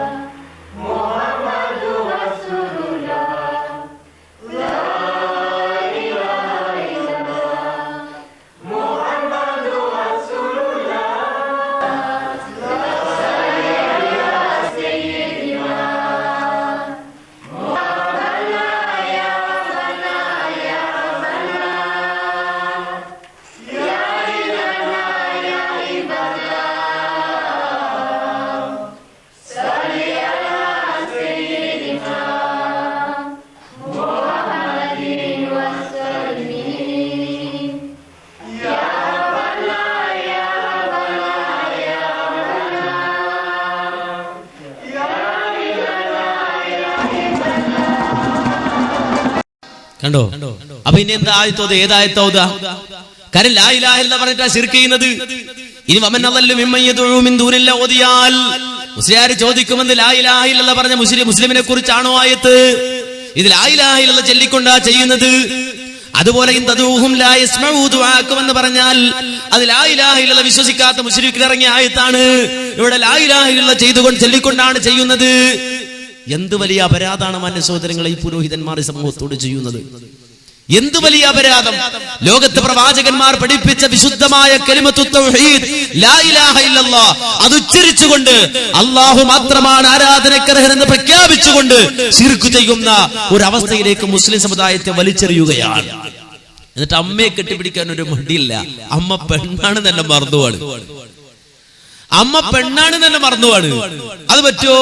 ഒരു കുഴപ്പമില്ലാതെ ഇപ്പോഴത്തെ മസാല. അതിനും പുരോഹിതന്മാര് മസാല ഉണ്ടാക്കി. നമ്മുടെ പുരോഹിതന്മാരുടെ കയ്യിൽ അതിനും മസാലയുണ്ട്. ഞാൻ പറഞ്ഞില്ലേ, നബിമാരുടെ വഴി വേറെ, അമ്പിയാക്കന്മാരുടെ വഴി വേറെ, പുരോഹിതന്മാരുടെ വഴി വേറെ. രണ്ടും രണ്ടു വഴിയാണ്. അതുകൊണ്ട് തന്നെ ഒരു മുസ്ലിയാരി അടുത്ത സമയത്ത് ചങ്ങല പിടിക്കാൻ പോയി, മനുഷ്യ ചങ്ങല. അത് നോക്കുമ്പോ പത്രത്തിൽ ഫോട്ടോ, മുസ്ലിയാര് ചങ്ങല പിടിക്കാൻ നിൽക്കുമ്പോ അടുത്തത് അപ്പുറത്തേക്കട ചങ്ങലയുടെ ഒരു കണ്ണി പെണ്ണ, ഒരു സഖാഫിയാണ്. അപ്പൊ ഫോട്ടോ വന്നു. അപ്പൊ ചോദിച്ചു ഇതെന്താണ്? അല്ല, തൊട്ടടുത്ത് സഖാഫിയുടെ അടുത്ത് ചങ്ങല നിൽക്കണ പെണ്ണാണല്ലോ. അപ്പൊ പറയാ അത് സഖാഫി കൈ പിടിച്ചിട്ടില്ല, നേരെ വെച്ച് കൊടയും പിടിച്ചിട്ടായിക്കണ. അപ്പൊ ചങ്ങല പൊട്ടി നിർത്തോ? ചങ്ങലയാണ് പിടിക്കട്ടെ. അപ്പോ കൊട പിടിച്ചിരിക്കണ ഫോട്ടോ കിട്ടിയത്. അപ്പൊ മാതൃഭൂമി പിന്നെ നോക്കുമ്പോ മഴ മാറിയതിനു ശേഷമുള്ള സീനാ. നിങ്ങൾ നോക്കണോ? മഴ മാറിയതിനു ശേഷമുള്ള സീൻ മാതൃഭൂമി പത്രത്തില്. അവിടെ കൊടയില്ല. അപ്പോ എന്താ നോക്കുക, ആ സഖാഫിയുടെ ഫോട്ടോ ക്ലിയർ ആക്കി കാണാ. അവിടെ സഖാഫിയുടെ തൊട്ടടുത്തുള്ളത് ആരാ? പെണ്ണ് തന്നെ. ഇപ്പൊ കൊടയില്ല, കൊട പോയിട്ടുണ്ട്. മുള്ളൂർക്കര മുഹമ്മദ് കുഞ്ഞ്, പിന്നെ മുള്ളൂർക്കര സഖാഫി എന്ന് പറയുന്ന ആ സഖാഫിയാണ് അവിടെ നിൽക്കുന്നത്. നിങ്ങൾ മനസ്സിലാക്കണം. അപ്പൊ പിന്നെ നേരത്തെ അമ്മയെ കെട്ടിപ്പിടിച്ചൊരു പിന്നെ ആ രൂപത്തിൽ കെട്ടിപ്പിടിച്ചിട്ട് അവർ നടത്തുന്ന പ്രകടനങ്ങള് അത് അവിടെ നടക്കുമ്പോ ഇവിടെ മുസ്ലിയാർ എന്തെടുക്കുക ചങ്ങല എന്നിട്ട് പെണ്ണിന്റെ കൈപിടിക്കാണ്. അപ്പൊ മുസ്ലിയാർ ഇത് പറ്റുമോ? എന്തേ പറ്റാഴിയ? എന്തേ പറ്റാഴിയ? മുസ്ലിയാർക്ക് എന്താ പറ്റാഴിയ? പണ്ടൊരു ഉമ്മുമ്മന്റെ കഥ പറയാറില്ലല്ലോ. മുസ്ലിയാര് അല്ല, ഉമ്മുമ്മയുടെ കയ്യിൽ ഒരു ചെയിൻ ഉണ്ടായിരുന്നു സ്വർണത്തിന്റെ, അത് കളഞ്ഞു പോയി. ഉമ്മുമ്മ ഇങ്ങനെ തപ്പിടക്കാണ്. തപ്പിടക്കുമ്പോ ഉമ്മ ദിക്റ് ചെല്ലണ പോലെ പറഞ്ഞെന്താ? ഉമ്മുമ്മ പറയാണ്, പടച്ചോരെ ആർക്ക് കിട്ടിയാലും മുയിലാർക്ക് കിട്ടല്ലേ എന്നാ, ആർക്ക് കിട്ടിയാലും മുയിലാർക്ക് കിട്ടല്ലേ എന്നാ. കാരണം എന്താ? ആർക്ക് കിട്ടിയാലും തിരിച്ചരും, മുയിലാർക്ക് കിട്ടിയാൽ എന്തെങ്കിലും ഒരു മസാല പറഞ്ഞാൽ തട്ടിക്കൊണ്ടു പോകുന്നു. ഇന്ന് പറഞ്ഞതുപോലെ മറ്റുള്ള ആളുകൾ കൈപിടിച്ച പ്രശ്ന.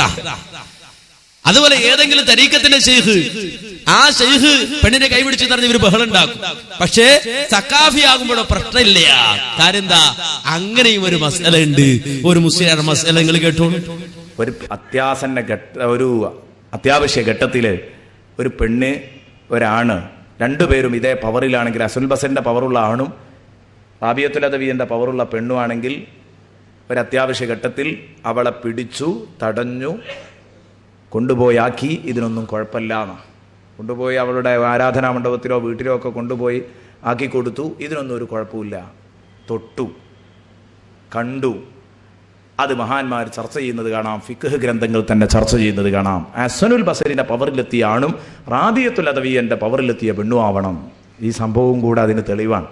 ഇങ്ങനെ സംഭവിച്ചു എന്നുള്ളത്. പക്ഷെ അത് ആവണട്ടോ. ഇത് കേട്ടിട്ട് ഷെയ്ഖിന് മുരീദത്തിനെ തൊടാനുള്ള തെളിവല്ലത്. ഇന്നിപ്പോൾ ആ കാലഘട്ടം പറയാതിരിക്കാൻ വയ്യ. കാരണം രണ്ടാളും ഒരേ പവറിലാവണം. അവിടെ ആ വിഷയം. ഷെയ്ഖ് മാത്രം നന്നായിട്ട് കാര്യമല്ല, ഷെയ്ഖ് തന്നെ നന്നായിടവും ചിന്തിക്കണം ഇക്കാലഘട്ടത്തിൽ. അല്ലാതെ അത് യഥേഷ്ട ഹസ്തദാനം ചെയ്യാനും തൊടാനും പിടിക്കാനുള്ള തെളിവല്ല. ഒരു അത്യാവശ്യ ഘട്ടത്തിൽ ഇങ്ങനെ രണ്ടുപേരും ഇതേ പവറിലാണെങ്കിൽ അങ്ങനെ തൊട്ടു. കാരണം ഇവരുടെ മനസ്സിൽ എത്രയേ ഉള്ളൂ, അള്ളാഹ് എന്ന ചിന്തക്കപ്പുറത്ത് ഇവർക്കൊന്നും വരാനില്ല. അതാണ് ഇതിന്റെ കാരണം. അല്ലാഹു സുബ്ഹാനഹു വ തആല നമ്മെ എല്ലാവരെയും നന്നാക്കി തരട്ടെ. ആമീൻ. അപ്പൊ എന്താണ് നിങ്ങൾ മനസ്സിലാക്കണോ? അസംബസിന്റെ പവറുള്ള ആണും റാബിയത്തുൽ അദവിയുടെ പവറുള്ള പെണ്ണും പവർ വേണമെന്നുള്ളൂ. പവർ ഉണ്ടെങ്കിൽ തൊടാം, പിടിക്കാം, നോക്കാം, വീട്ടിൽ കൊണ്ടുപോയി ആക്കാം, ഒരു പ്രശ്നമില്ല. ഇത് എവിടെ കൊണ്ടുപോയി ചെക്ക് ചെയ്യും? പവർ എവിടെ ഈ പവർ ചെക്ക് ചെയ്യാ? നിങ്ങൾ മനസ്സിലാക്കണോ? അപ്പൊ ഏതായിരുന്നാലും സക്കാഫി അല്ല അസംബസിയുടെ പവറുള്ള സക്കാഫിയും പിന്നെ അപ്പുറത്തുള്ള റാബിയത്തുൽ അദവിയുടെ പവറുള്ള പെണ്ണുകാർക്കും അപ്പുറത്തുണ്ടാവുക. അപ്പൊ തൊട്ടു പിടിച്ചു, അതിനൊന്നും പ്രശ്നമില്ല. എന്തിനും മസല, എന്തിനും തെളിവ് ഉണ്ടാക്കുകയാണ്. എന്താ? അള്ളാന്റെ റസൂലിനെ സംബന്ധിച്ചിടത്തോളം പ്രവാചകൻ ഒരിക്കലും സ്ത്രീകളുടെ കൈപിടിച്ച് ബയ്യത്ത് ചെയ്യുമായിരുന്നില്ല. ബുഖാരി ധരിക്കുന്ന ഹദീസാ. എന്താ? റസൂലിനൊക്കെ പവർ പോരായിരുന്നു. അന്നുണ്ടായിരുന്ന സഹാബ വനിതകൾ എന്താ അവർക്ക് പവർ പോരായിരുന്നോ? റസൂലുള്ളാഹി സ്വല്ലല്ലാഹു അലൈഹി വസല്ലം ബയ്യത്ത് ചെയ്യും, പുരുഷന്മാരുമായി ബയ്യത്ത് ചെയ്യുമ്പോൾ റസൂലുള്ള കൈ കൊടുക്കുമായിരുന്നു, കൈപിടിച്ച് ബയ്യത്ത് ചെയ്യും. പക്ഷെ സ്ത്രീകളുമായി റസൂലുള്ള കൈപിടിച്ച് ബയ്യത്ത് ചെയ്യുമായിരുന്നില്ല. ഇത് വളരെ വ്യക്തമായി മനസ്സിലാക്കണം. ഇങ്ങനെ അത്യാവശ്യ ഘട്ടത്തിൽ റാബിയത്തുൽ അദവിയുടെ പവറുള്ള ആണും അതുപോലെ തന്നെ ഹസൻ ബസറിന്റെ പവറുള്ള പെണ്ണും തൊടാൻ പിടിക്കാന്നൊക്കെ പറഞ്ഞ ആളുകള്, അവരെ സംബന്ധിച്ചിടത്തോളം ആ സ്ത്രീകള് പള്ളിയിലേക്ക് ആരെയും തൊടാതെ വേറെ വഴിക്ക് വന്നാൽ കയറാൻ പറ്റുമോ? അത് പറ്റൂല. എന്ത് കഷ്ടായത്! ഒരാളെയും തൊടാതെ അവർക്ക് വേണ്ടി നിശ്ചയിച്ച വഴി, പ്രത്യേക വാതിൽ, പ്രത്യേക വഴി, പ്രത്യേക മുതുടിക്കാനുള്ള സംവിധാനം, പ്രത്യേക റൂം, ആരെയും കാണാതെ തൊടാതെ പിടിക്കാതെ വന്നാൽ, ഭർത്താവിനൊപ്പം, വാപ്പയോടൊപ്പം, സഹോദരനോടൊപ്പം, മക്കൾക്കൊപ്പം വന്നാല് അത് പറ്റൂല. ഈ അടുത്ത സമയത്ത് തലശ്ശേരിയിൽ ഒരു വാദപ്രതിവാദം തന്നെ ആ വിഷയത്തിൽ നടന്നു. എന്താണ് വാദപ്രതിവാദത്തിലെ വിഷയം? ഇമാം ഷാഫിയുടെ കിതാബ്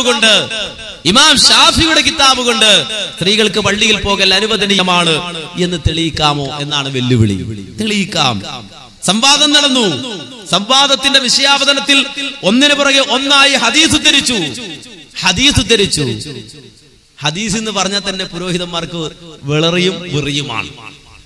ഖുർആൻ എന്ന് പറഞ്ഞാൽ വിളറിയാണ്, വെറിയാണ്. ഇന്ന ആ മഹാന്റെ കിതാബ്, ഇന്ന ഹോജാന്റെ കിതാബ്, അങ്ങനെയാണല്ലോ. എന്തിനൊരു ഹോജയും ഒരു മഹാനും ഇങ്ങ് കൊണ്ടുവന്ന് നിർത്തിയാൽ എന്തും പറയാം, എന്തും ചെയ്യാം. ആ ഒരു അവസ്ഥയാണ്. എങ്കിൽ വളരെ വ്യക്തമായി മനസ്സിലാക്കണം, ഇവിടെ മുജാഹിദികൾ ഒന്നിനു പുറകെ ഒന്നായി ഹദീസുകൾ ഉദ്ധരിച്ചു. എവിടുന്ന്? ഷാഫി ഇമാമിന്റെ കിതാബിൽ തന്നെ വിഷയാവതരണത്തിൽ. പക്ഷെ ഷാഫി ഇമാമിന്റെ കിതാബിൽ നിന്നാണെന്ന് പറഞ്ഞില്ല, ഹദീസ് മാത്രം വായിച്ചു. എന്താണ് പുരോഹിതന്മാരോട് പറഞ്ഞത്? കേട്ടോളൂ. ഇവിടെ വിഷയാവതരണം കഴിഞ്ഞ് ഇനി ചോദ്യം ചോദിക്കുന്നതിലേക്ക് പോവുകയാണ്. പക്ഷെ ഒരു കാര്യം ഞാൻ ആദ്യമായി പറയും. പണ്ട് കോട്ടക്കലിൽ വെച്ചും കുന്നത്തേരിയിൽ വെച്ചുമൊക്കെ കണ്ടപ്പോ ചോദ്യവും വിഷയാവതരണവും ഒക്കെ വിഷയത്തിന്റെ പുറത്തായിരുന്നു. ഞാൻ കരുതി അത് തലശ്ശേരിയിൽ വരുന്ന മാറ്റം വരുമെന്ന്. പക്ഷെ അതിലേറെ വഷളായിരിക്കുന്നു മുജാഹിദുകൾ. അത് പറയാതിരിക്കാൻ പറ്റില്ല. എന്തുകൊണ്ട്? വിഷയാവതരണം നടത്തിയ കായക്കൊടി മൗലവിക്ക് എന്താണ് വിഷയം എന്നതെന്ന് മറന്നുപോയി എന്നതാണ് സത്യം. ഹദീസുകളിലേക്കും ഖുർആനിലേക്കും കൊണ്ടുപോയി ഇമാം ശാഫിഈ റഹ്മത്തുള്ളാഹി അലൈഹി പറഞ്ഞത് എന്ത് എന്ന് തൽക്കാലം ചർച്ച ചെയ്യപ്പെടാതെ രക്ഷപ്പെട്ടെങ്കിൽ എന്ന് ചിന്തിച്ചതുകൊണ്ടാകണം നമ്മുടെ മൗലവി അങ്ങനെ വിഷയത്തെ മാറ്റിമറിക്കാനുള്ള ഒരു ശ്രമം നടത്തിയത്. പക്ഷേ അനുവദിക്കൂല. നിങ്ങളെ വിഷയത്തിലേക്ക് ഞങ്ങൾ പിടിച്ചു കൊണ്ടുവരികയാണ്.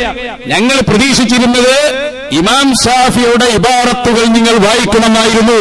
പക്ഷേ വിഷയസംബന്ധമായ ഒരൊറ്റ ഇബാറത്ത് പോലും വായിച്ചില്ല, വായിക്കാൻ കഴിഞ്ഞില്ല. ഹദീസുകളോ വാദപ്രതിവാദത്തിന് വ്യവസ്ഥ എഴുതിക്കോളൂ, തലശ്ശേരിയിൽ തന്നെയാവാം. ഹദീസിൽ എന്താണ് പറഞ്ഞത്, ആയത്തിൽ എന്താണ് പറഞ്ഞത്, നമുക്ക് നേരിട്ട് വാദപ്രതിവാദം നടത്താം. അതവിടെ പറയും. ഓരോന്നിനും ഓരോ സമയമുണ്ട്. കണ്ടോ? അപ്പൊ മൂപ്പര് പറയാണ് ഷാഫി ഇമാമിന്റെ അല്ല ഉദ്ധരിക്കേണ്ടത്, നിങ്ങൾ ഹദീസല്ല ഉദ്ധരിച്ചത്, അവ വിഷയത്തിൽ നിന്ന് പുറത്താണ്.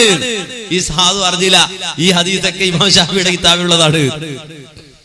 കാര്യം പറഞ്ഞില്ല, അതുകൊണ്ട് തന്നെ അറിഞ്ഞില്ല. മൂപ്പര് വായിച്ചിട്ടുണ്ട്, ആരും എഴുതി കൊടുത്ത് കുറെ ഉദ്ധരണിയായിട്ട് മൂപ്പര് വാദപ്രയോഗത്തിന് വന്നത്. ഷാഫി ഇമാമിന്റെ കിതാബ് അടിച്ചിട്ടാണോ? ആണെങ്കിൽ അത് പറയോ? ഇല്ല. അടുത്ത മറുപടി വന്നു, മുജാഹിദിന്റെ മറുപടി. ഏതൊക്കെ ഷാഫി ഇമാമിന്റെ ഏതൊക്കെ കിതാബിൽ നിന്നാണ് ഹദീസ് ഉദ്ധരിച്ചത് എന്ന് പറഞ്ഞു കൊടുത്തു. കേട്ടോളൂ. അത് പിന്നെന്താ വലിയ പരാതി? ഞാൻ ഒറ്റ ഇമാം ഷാഫിയുടെ എന്താ നമ്മുടെ വ്യവസ്ഥ? അത് മറന്നുപോയി. അത് മറന്നു മുസ്ലിംമാരോട്. ഇമാം മേൽവാദങ്ങൾ ഇരുവിഭാഗവും ഇമാം ഷാഫിയുടെ ഗ്രന്ഥങ്ങൾ ഉദ്ധരിച്ച് തെളിയിക്കേണ്ടതാണ്. കിതാബ് തിരിയൂന്ന് വിചാരിച്ചിട്ടാ എന്നോട് അങ്ങനെ വായിച്ചു പോയത്. ഇമാം ഷാഫിയുടെ ഗ്രന്ഥങ്ങളിൽ നിന്നല്ലേ ഞാൻ ഉദ്ധരിച്ചത്. ഞാൻ ഉദ്ധരിച്ച ഹദീസ് നോക്കിക്കോ. ഒന്നാമതായി ഞാൻ ഉദ്ധരിച്ച ഹദീസ് ഇമാം ഷാഫി തന്റെ മുസ്നദിലും സുനനിലും ഉദ്ധരിക്കുന്നു. ഒന്നാമത്തെ ഹദീസ് ഇമാം ഷാഫി തന്റെ മുസ്നദിലും സുനനിലും ഉദ്ധരിക്കുന്നു. പിന്നീട് ഞാൻ ഉദ്ധരിച്ച ഹദീസ് ഇമാം ഷാഫി തന്റെ സുനനിൽ ഉദ്ധരിക്കുന്നു. ഞാൻ ഉദ്ധരിച്ച മറ്റൊരു ഹദീസ് ഇമാം ഷാഫിയുടെ സുനനിൽ നിന്ന് വീണ്ടും ഞാൻ ഉദ്ധരിച്ചു. ഇമാം ഷാഫിയുടെ മുസ്നദിൽ നിന്ന് വീണ്ടും ഞാൻ ഉദ്ധരിച്ചു. ഇമാം ഷാഫിയുടെ മുസ്നദിൽ നിന്ന് വീണ്ടും ഞാൻ ഉദ്ധരിച്ചു. ഇമാം ഷാഫിയുടെ സുനനിൽ നിന്ന് വീണ്ടും ഞാൻ ഉദ്ധരിച്ചു. ഇമാം ഷാഫിയുടെ ഉമ്മിൽ നിന്ന്. ഇനി ഏത് വേണം മുസ്ലിയാക്കന്മാരെ നിങ്ങൾക്ക്? എന്നിട്ട് അവസാനം ഞാൻ ഇമാം ഷാഫി പറഞ്ഞത് പറഞ്ഞു. എന്ത്? വൗഹിബ്ബു ശുഹൂദൻ നിസാഇൽ അജായിസ് വഗൈരി റവാത്തിൽ ഹയ്യത്തിസ്സലാ വല്ലഅയാദ വഅന ലിശുഹൂദിഹിന്നൽ അയാദ അശദ്ദു ഇസ്തിഹ്ബാബൻ മിന്നി ലിശുഹൂദിഹിന്ന ഗൈറഹാ മിനസ് സലവാത്തിൽ മക്തൂബാത്ത്. ഞാൻ പണ്ടൊരു കഥ പറയില്ല, നമ്മള് പശുവിനെ എനിക്കൊരു കയറ് വീണിട്ടിട്ടുണ്ട്, അറ്റത്തൊരു പശുവും. കാരണം ആഗ്രഹമുള്ള ആളുകൾ പെടട്ടെ വിചാരിച്ചിട്ടാ. ഇതേമാതിരി ഞാൻ എന്ത് ചെയ്തു? അവസാനത്തൊന്ന് മെല്ലെ പറഞ്ഞു മക്തൂബാത്തിന്റെ കാര്യം. എവിടുന്നാ മുസ്ലിയാരെ മക്തൂബാത്ത് നിസ്കരിക്കല്? എവിടുന്നാ മക്തൂബാത്ത് ജമാഅത്തെ നിസ്കരിക്കുന്നത്? വീട്ടിൽ നിസ്കരിക്കുന്നതിനെ പറ്റിയാണോ ഈ പറഞ്ഞത്? വീട്ടിൽ നിന്ന് നിസ്കരിക്കുന്നതിനെ പറ്റിയാണോ? എന്താ? ഫർള് നമസ്കാരത്തിന്റെ ജമാഅത്തുകളിൽ സ്ത്രീകൾ പങ്കെടുക്കുന്നത് എനിക്കിഷ്ടമാണ്. അതിനേക്കാൾ ഇഷ്ടം ഏതാണ്? പെരുന്നാൾ നിസ്കാരത്തിന് പങ്കെടുക്കുന്നതാണ്. അപ്പൊ മറ്റു നിസ്കാരങ്ങൾക്ക് പങ്കെടുക്കാൻ പാടില്ല എന്നാണോ? മറ്റു നിസ്കാരങ്ങൾക്ക് പങ്കെടുക്കാൻ പാടില്ല എന്നാണോ? നിങ്ങളോട് മറന്നുപോയി. കണ്ടോ? അപ്പോ ഇമാം ഷാഫി ഏത് കിതാബിലാണ് ഉദ്ധരിച്ചത് വായിച്ചു കൊടുത്തു. അപ്പോഴാണ് മനസ്സിലാക്കിയത് ഈ ഹദീസൊക്കെ ഇമാം ഷാഫി ഉദ്ധരിച്ചതാണ്, ഇമാം ഷാഫിയുടെ മുസ്നദിലുള്ളതാണ്, ഇമാം ഷാഫിയുടെ സുനനിലുള്ളതാണ്, ഇമാം ഷാഫിയുടെ ഉമ്മിലുള്ളതാണ്. ഇതുപോലെ അറിയാതെ വാദപ്രയോഗത്തിന് നടക്കണത് എന്ത് ഗതികേടാ. മാത്രല്ല അതുപോലെ തന്നെ ഹദീസ് ഉദ്ധരിച്ച് പറയാ, അല്ലാഹുവിന്റെ റസൂലിന്റെ കാലത്ത് സ്ത്രീകൾ പള്ളിയിൽ പോയിരുന്നു, പക്ഷെ റസൂൽ തടഞ്ഞിട്ടുണ്ട്. എങ്ങനെയാ തടഞ്ഞത്? മുസ്ലിയാർ പറയട്ടെ. അള്ളാഹുവിന്റെ റസൂലും അത് തന്നെയല്ലേ പറഞ്ഞത്? അള്ളാഹുവിന്റെ റസൂലിന്റെ അടുക്കൽ വന്ന് നിങ്ങളുടെ മുജാഹിദിന്റെ പുസ്തകത്തിൽ നിന്നാണ് ഞാൻ വായിച്ചത്. ഉമ്മു ഹുമൈദുൽ സായിദ റളിയല്ലാഹു അൻഹുവിനെ അവിടുന്ന് സൈക്കോളജിക്കലായി തടഞ്ഞു. അതാ എന്ത് നിങ്ങൾ വരണ്ട, നേരിട്ട് നീ പോ എന്ന് പറഞ്ഞില്ല. ആ സ്ത്രീയുടെ മനസ്സ് അള്ളാഹുവിന്റെ റസൂലിനറിയാ. എന്റെ പള്ളിയിൽ നിസ്കരിക്കുന്നത് എത്രയോ ലക്ഷക്കണക്കിന് റക്അത്തുകൾ നിസ്കരിക്കുന്നതിനേക്കാൾ പുണ്യകരമാണെന്ന് അറിയുന്നതോട് കൂടെ തന്നെ ഞാനാണ് ഇമാമ് നിൽക്കുന്നത്, അബൂബക്കർ റളിയല്ലാഹു അൻഹു നോമ്പ് നിസ്കരിക്കുന്നത് എന്നറിഞ്ഞിട്ട് പോലും നീ വരണ്ട. നിനക്ക് ഏറ്റവും ഇഷ്ടപ്പെട്ടത്, നിനക്ക് ഏറ്റവും പുണ്യത്തിന് വേണ്ടിയിട്ടല്ലേ നീ വരുന്നത്, പുണ്യം നിന്റെ വീടിന്റെ ഉള്ളിന്റെ ആണെന്ന് മനസ്സിലാക്കി ആ മഹദി അവിടെ തന്നെ നിസ്കരിച്ചു. എന്ന് മാത്രമല്ല, മരിക്കുന്നത് വരെ തന്റെ വീട്ടിന്റെ ഉള്ളിൽ ഒരു സ്ഥലം അവിടുത്തെ പ്രത്യേകമായി നിശ്ചയിച്ചുകൊണ്ട് അവിടെയായിരുന്നു മഹദി നിസ്കരിച്ചിരുന്നത്. നോക്കൂ നിങ്ങൾ, ഇതാണ് സഹാബികളുടെ മാതൃക, ഇതാണ് ഖുർആൻ നമുക്ക് പഠിപ്പിച്ചു തന്നത്, ഇതാണ് അള്ളാഹുവിന്റെ റസൂൽ നമുക്ക് പഠിപ്പിച്ചു തന്നത്. ഉമർ റളിയല്ലാഹു അൻഹു നമുക്കറിയാം, അള്ളാഹുവിന്റെ റസൂൽ അബൂബക്കർ റളിയല്ലാഹു അൻഹു ഉമർ റളിയല്ലാഹു അൻഹു പിന്തുടരണമെന്ന് വളരെ കൃത്യമായി നമ്മെ പഠിപ്പിച്ചു. ആ ഉമർ റളിയല്ലാഹു അൻഹു വകാന ഉമറു യക്റഹു ദാലിക, ഉമർ റളിയല്ലാഹു അൻഹു വെറുപ്പായിരുന്നു. അപ്പൊ നബി തടഞ്ഞു. ആരെ? സ്ത്രീകളെ. എങ്ങനെ തടഞ്ഞു? സൈക്കോളജിക്കലായിട്ട് തടഞ്ഞു. സൈക്കോളജിക്കലായിട്ട് തടഞ്ഞു. മറുപടി വന്നു, കേട്ടോളൂ. പിന്നെന്താ? പിന്നെ തടയൽ എങ്ങനെ സൈക്കോളജിക്കലായിട്ട് തടഞ്ഞു? ഉമർ റളിയല്ലാഹു അൻഹു ആരാ? ഉമർ റളിയല്ലാഹു അൻഹു ആരാ? ആതിക റളിയല്ലാഹു അൻഹു സഹാബി വനിതയാ. എന്നിട്ട് നബി സല്ലല്ലാഹു അലൈഹി വസല്ലം ഹറാമാക്കിയ ഒരു സംഗതി, ആ സ്വന്തം ഭാര്യയോട് ഹറാമായ തടയപ്പെട്ട ഒരു സംഗതി സൈക്കോളജിക്കലാണ്. അത്ര എവിടുന്നാ ഇവരൊക്കെ കിതാബ് മേടിച്ചത്? നിങ്ങളെ മാതിരി കുതന്ത്രവാദിയാണ് ഉമർ റളിയല്ലാഹു അൻഹു എന്ന് വിചാരിച്ചോ? നിങ്ങളുടെ മാതിരി പ്രമാണം കിട്ടിയാൽ അംഗീകരിക്കാത്തവരാണ് സഹാബി വനിതകളെന്ന് വിചാരിച്ചോ? കണ്ടോ? ഇനി അത് മാത്രല്ല, പിന്നെ ബാധിച്ചത് എന്താ? കേട്ടോളൂ. പൊട്ടന്മാർക്ക് അപമാനമാണെന്ന് സ്വന്തം തോന്നുന്നുണ്ട്. അൽഹംദുലില്ലാഹ്, അത് വലിയ കിട്ടൽ തന്നെയാണ്. അപ്പൊ ഞങ്ങൾ സംവാദം കഴിയുമ്പോ നിങ്ങൾ ആരാ നിങ്ങൾ തിരിച്ചറിയുന്നുണ്ട്, വളരെ നന്നാകുന്നുണ്ട്. അതൊന്നും പറഞ്ഞിട്ട് ഞങ്ങളോട് ജയിക്കാൻ കഴിയൂല. കാരണം ഞങ്ങൾ കാന്തപുരത്തിന്റെ മക്കളാണെന്ന് തന്നെയാണ്. അതിൽ തർക്കം വേണ്ട, ഒരു തർക്കവും വേണ്ട. കണ്ടോ? അപ്പൊ പിന്നെ മൂപ്പര് കാന്തപുരത്തിന്റെ മക്കളാണ്, ഞങ്ങൾ കാന്തപുരത്തിന്റെ മക്കളാണ്. അപ്പൊ പിന്നെ അതും പറഞ്ഞു കൊടുക്കേണ്ടി വന്നു. എന്താ കാന്തപുരത്തിന്റെ മക്കളുടെ പ്രത്യേകത? എന്താ വിഷയം? എന്താ പ്രമാണം? എന്താ തെളിവ്? മറന്നു. നിങ്ങൾ കാന്തപുരത്തിന്റെ മക്കളല്ലേ? അത് നല്ല ഉറപ്പുണ്ട്. നിങ്ങളും വേറെ മക്കളൊക്കെ അയക്കുണ്ട്, അത് ഞങ്ങൾക്കറിയാം. അതല്ല വിഷയം. കാന്തപുരത്തിന്റെ മക്കളെ നിങ്ങൾ. കാരണം 1, 2, 3 കഴിഞ്ഞാൽ പിന്നെ 5 എണ്ണുന്ന കാന്തപുരല്ലേ? ഇതാ കാന്തപുരത്തിന്റെ പുസ്തകം. സ്ത്രീകളും ജുമാഅത്തും ഇമാം നവവിയുടെ ശറഹുൽ മുഹദബ് ഉദ്ധരിക്കുക. എങ്ങനെ? ഞങ്ങളുടെ നമ്മുടെ മദ്ഹബിൽ ജുമയുടെ 6 വിഭാഗം. എന്നിട്ട് 1, 2, 3 കഴിഞ്ഞ് 4 5 അങ്ങനെ 1 കഴിഞ്ഞാൽ 3 കഴിഞ്ഞാൽ 4 കാന്തപുരത്തിന്റെ മക്കളോട് ഇത് നടത്തേണ്ടി വന്നതിൽ ഞങ്ങൾക്ക് തന്നെ ഇപ്പൊ സങ്കടം തോന്നുന്നു. കണ്ടോ? അപ്പൊ മൂപ്പൻ അതിനെക്കാളും വലിയ കള്ളനാണ് ആര്? ഈ കാന്തപുരോ. അദ്ദേഹം സ്ത്രീകൾ പള്ളിപ്രവേശനത്തിനെതിരെ എഴുതിയ പുസ്തകവും ആ പുസ്തകത്തിൽ ശറഹു മുഹദ്ദബ് ഇമാം നബിയുടെ കിതാബ്, ആ കിതാബിൽ നിന്ന് 1, 2, 3 പിന്നെ 4 ഇല്ല, പിന്നെ അതിന്റെ പകുതിയും 5 കൂടെ ചേർത്ത് 5 എന്ന് എഴുതല്. നിനക്ക് 4 എവിടെ പോയി? 4 എവിടെ പോയി? അപ്പൊ മൂല്യര് ചോദിക്കുക, 501ന്റെ 500 എവിടെ മൗലവി? ഇതെന്ത് ബന്ധോ? 501 ബാർസോപ്പെടുമല്ലോ പണ്ട്, അതിന്റെ 500 എവിടെ ചോദിച്ചു നോക്ക് കമ്പനിയോട്. നമ്മളോടല്ലല്ലോ ചോദിക്കേണ്ടത്. ഞങ്ങൾ ചോദിച്ചു ശറഹു മുഹദ്ദബ്. ആ ശറഹു മുഹദ്ദബില് 1, 2, 3 പിന്നെ 4 ഇല്ല, പിന്നെന്താ 5? 4ാമത്തെ മൂപ്പർക്കെതിരാ നേരെ അത് കട്ട് ചെയ്തു. അങ്ങനെയുള്ള ശൈഖ് അങ്ങനാണല്ലോ. എന്ത് കള്ളത്തിനും എന്ത് തട്ടിപ്പും. ആ തട്ടിപ്പ് മുഴുവൻ ഇപ്പൊ കേരളത്തില് നടന്നുകൊണ്ടിരിക്കുന്ന വലിയ വിവാദം തന്നെ മുടി പ്രശ്നമാണ്. നാളെ വിശദമായിട്ട് വരുമെന്നുള്ളത് കൊണ്ടാണ് ഞാൻ ആ വിഷയത്തിലേക്ക് പോകാത്തത്. ഏതോ മാതാപിയുടെ മുടി കൊണ്ടുവന്നിട്ട് അത് വെള്ളത്തിലിട്ട് ജ്യൂസാക്കിയിട്ട് എന്തെടുക്കുക? മുടി ജ്യൂസ് വിതരണം. മുടി ജ്യൂസിന് എത്ര റേറ്റ്? 1000 മുതൽ മേപ്പോട്ട്. 1000 മുതൽ എല്ലാം കച്ചവടം ചെയ്യാം. മുടിയൻ എന്ന് പറയാം. ശൈഖുന അതുപോലെ തന്നെ ഖമറുൽ ഉലമ എന്നൊക്കെ മാറ്റിയിട്ട് പുതിയ പേര് മുടിയൻ എന്നാ. മുടിയൻ കാന്തപുരം. കാരണം എന്താ? ഇനി മുടി മതി, വാറൊന്നും വേണ്ടാണ്. മുടി മതി. എന്നിട്ടോ 40 കോടിയുടെ പള്ളി ഉണ്ടാക്കുകയാണ്. വലിയ കാര്യത്തിൽ അവരുടെ 40 കോടിയുടെ പള്ളി. 2000 കോടിയുടെ അഴിമതി കേസ് ഇവിടെ കേൾക്കണത്. 2000 കോടി, 40,000 കോടി ഇതൊക്കെ കേൾക്കണത്. എന്ത് 40 കോടി? ഇത് നമ്മൾ മനസ്സിലാക്കേണ്ടതുണ്ട്. അപ്പൊ ഈ രൂപത്തിൽ എല്ലാത്തിനെയും എന്തെടുക്കുക? ദീനിനെ തന്നെ തട്ടിമറിക്കുക. ഞാൻ ഇത്രയും കേൾപ്പിച്ചുവല്ലോ, ഇത്രയും വിശദീകരിച്ചുവല്ലോ. ഇപ്പൊ എന്താ നിങ്ങളുടെ മനസ്സിൽ തോന്നുന്നത്? മുജാഹിദികൾക്കൊരു വാദമുണ്ട്, സ്ത്രീകൾക്ക് പള്ളിയിൽ പോകാം. അതുപോലെ ഇവിടുത്തെ പുരോഹിതന്മാർ സമസ്തക്കാർക്ക് മറുവാദമുണ്ട്, സ്ത്രീകൾക്ക് പള്ളിയിൽ പോകാൻ പാടില്ല. അതാണല്ലോ നമ്മുടെ മനസ്സിലേക്ക് ഓടി വരിക. എന്നാൽ യഥാർത്ഥത്തിൽ പുരോഹിതന്മാരുടെ അവസ്ഥ അതാണോ? അല്ല.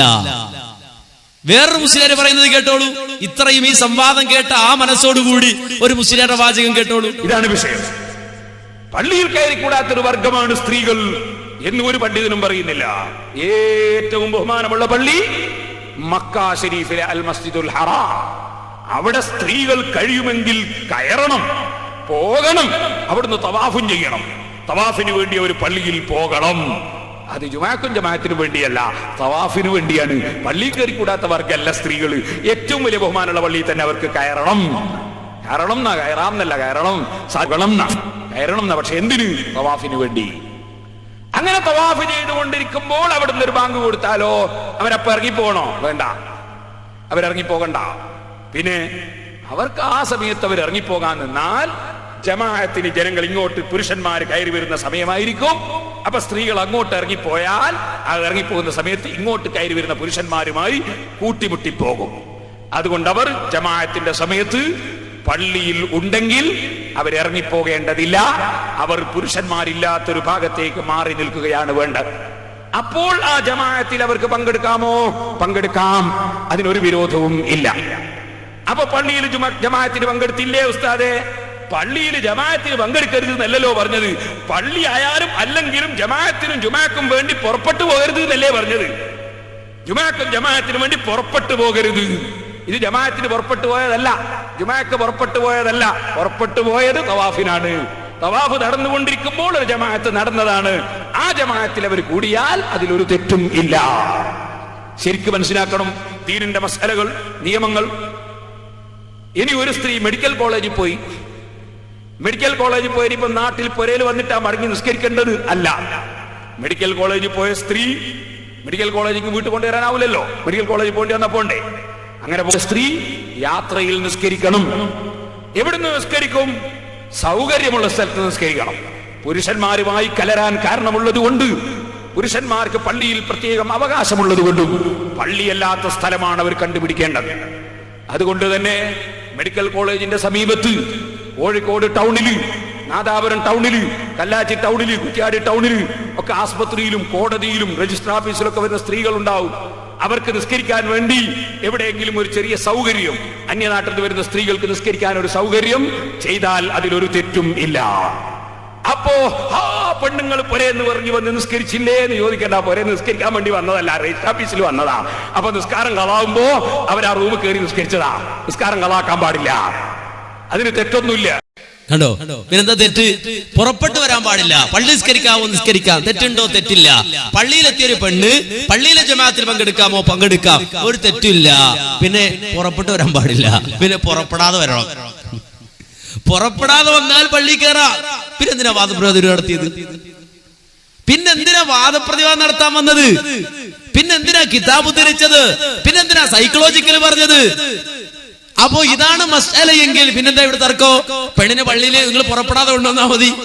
പുറപ്പെടണ്ട, പുറപ്പെടാതെ കൊണ്ടുവന്നോളൂ. പള്ളിയിൽ അങ്ങനെ തിരസ്കരിക്കാലോ. ഇനി അതല്ല, മാർക്കറ്റിൽ പോവാണെങ്കിൽ ജമാഅത്തിന് സമയമായി ബാങ്ക് കൊടുത്തു, എങ്കിൽ വന്ന് നിസ്കരിക്കാലോ, തർക്കമില്ലല്ലോ. നേരെ പള്ളിയെ ലക്ഷ്യം വെച്ച് പോകാൻ പാടില്ല, അതിന് മരിക്കണം. മരിക്കുമ്പോൾ മാത്രമേ പള്ളിയെ ലക്ഷ്യം വെച്ച് പുറപ്പെട്ടു പോകാൻ പാടുള്ളൂ. പെണ്ണുകൾക്ക് മരിക്കാതെ പള്ളിയെ ലക്ഷ്യം വെച്ച് പുറപ്പെട്ടു പോകാൻ പാടില്ല. ഇതെന്ത് മസ്അല? ഇതാണ് മറ്റേ ഉമ്മുമ്മാന്റെ മസ്അല. നിങ്ങൾ പറഞ്ഞു മനസ്സിലായില്ലേ? ഉമ്മുമ്മ പറഞ്ഞില്ലേ, വളരെ കൃത്യമാണ്. ഇത് എന്താ ചെയ്യുക നമ്മള്? ഈ പൗരോഹിത്യം, ആ പൗരോഹിത്യത്തെ കൊണ്ട് എന്താ ചെയ്യുക? ഇസ്ലാമിൽ ഉള്ളതിനെ എടുത്തു കളയുക, ഇല്ലാത്തതിനെ കടത്തി വെക്കുക.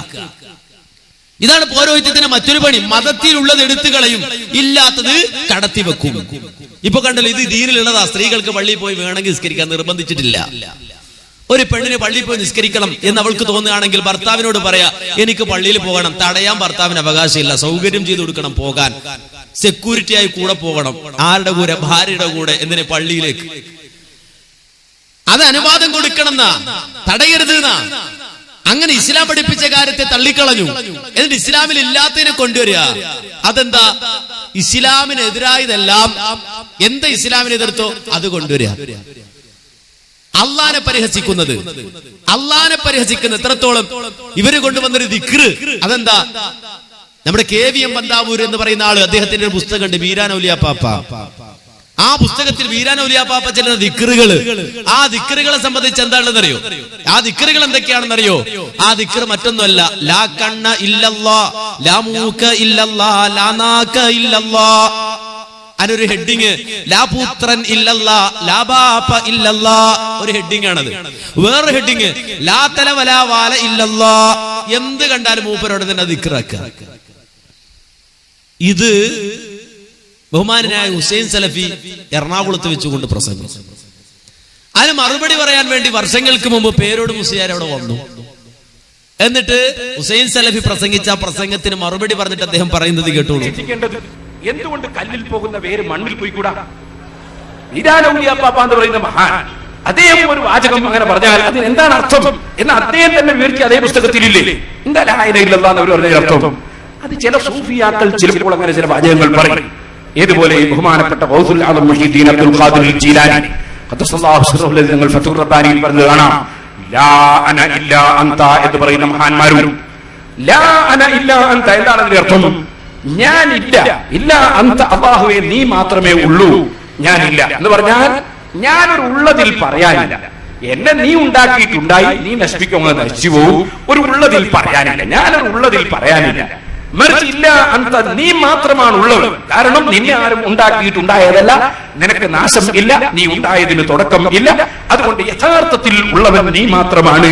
ഞങ്ങളുടെ ഈ ഉണ്ടാകലൊന്നും ഒരു ഉണ്ടാകലായി പറയാനില്ല. കാരണം നീ ഉണ്ടാക്കിയിട്ടുണ്ടായി എന്ന് മാത്രമേ ഉള്ളൂ. യഥാർത്ഥത്തിൽ ഉള്ളവൻ നീയാണ്. ഇത് തന്നെയാണ് ഔലിയാക്കൾ ചിലപ്പോൾ ലാ മൗജൂദ ഇല്ലല്ലാഹ്, അല്ലാഹുവല്ലാതെ ഉള്ളവൻ ഇല്ല എന്ന് പറഞ്ഞിട്ടുണ്ട്. ആ പറഞ്ഞതിന്റെ അർത്ഥം ബഹുമാനപ്പെട്ട ഉമർ ഖാദി വെളിയങ്കോട് ഉമർ ഖാദി റഹ്മത്തുള്ളാഹി തങ്ങളോട് ചോദിച്ചു, എന്താണ് ഈ ചില ഔലിയാക്കൾ ലാ മൗജൂദ ഇല്ലല്ലാഹ് എന്ന് പറഞ്ഞത്? അല്ലാഹുവല്ലാതെ ഉള്ളവനില്ല നമ്മളൊക്കെ ഇല്ലേ? അപ്പോൾ ഉമർ ഖാദി റഹിമഹുല്ലാഹ് ചൊല്ലി, എന്താ ചൊല്ലിയത്? ലാദുൽ ബസീറത്തി ناظرا نحو الأثر بل للمؤثر بالذهون عن الأثر فيرى بفعل فاعلا حال النظر في كل شيء فالصواب كما ذكر. ഉമർ ഖാദി റഹ്മത്തുള്ളാഹി അലൈഹി തങ്ങൾ ചൊല്ലി, ഉൾക്കാഴ്ചയുള്ള ആളുകൾ കേടോ നിന്നെ പോലെ കണ്ണിന്റെ കാഴ്ച മാത്രമല്ല, വളരെയേറെ ചിന്തിക്കുന്ന ഉൾക്കാഴ്ചയുള്ള ആളുകൾ. ആ ഉൾക്കാഴ്ചയുള്ള ആളുകൾ നിങ്ങളെ ബാഹ്യമായ നോട്ടമല്ല നോക്കുന്നത്, അവരെപ്പോഴും നോക്കുന്നത് ആന്തരികമായ നോട്ടമാണ്. അങ്ങനെ ആന്തരികമായ നോട്ടം നോക്കുമ്പോൾ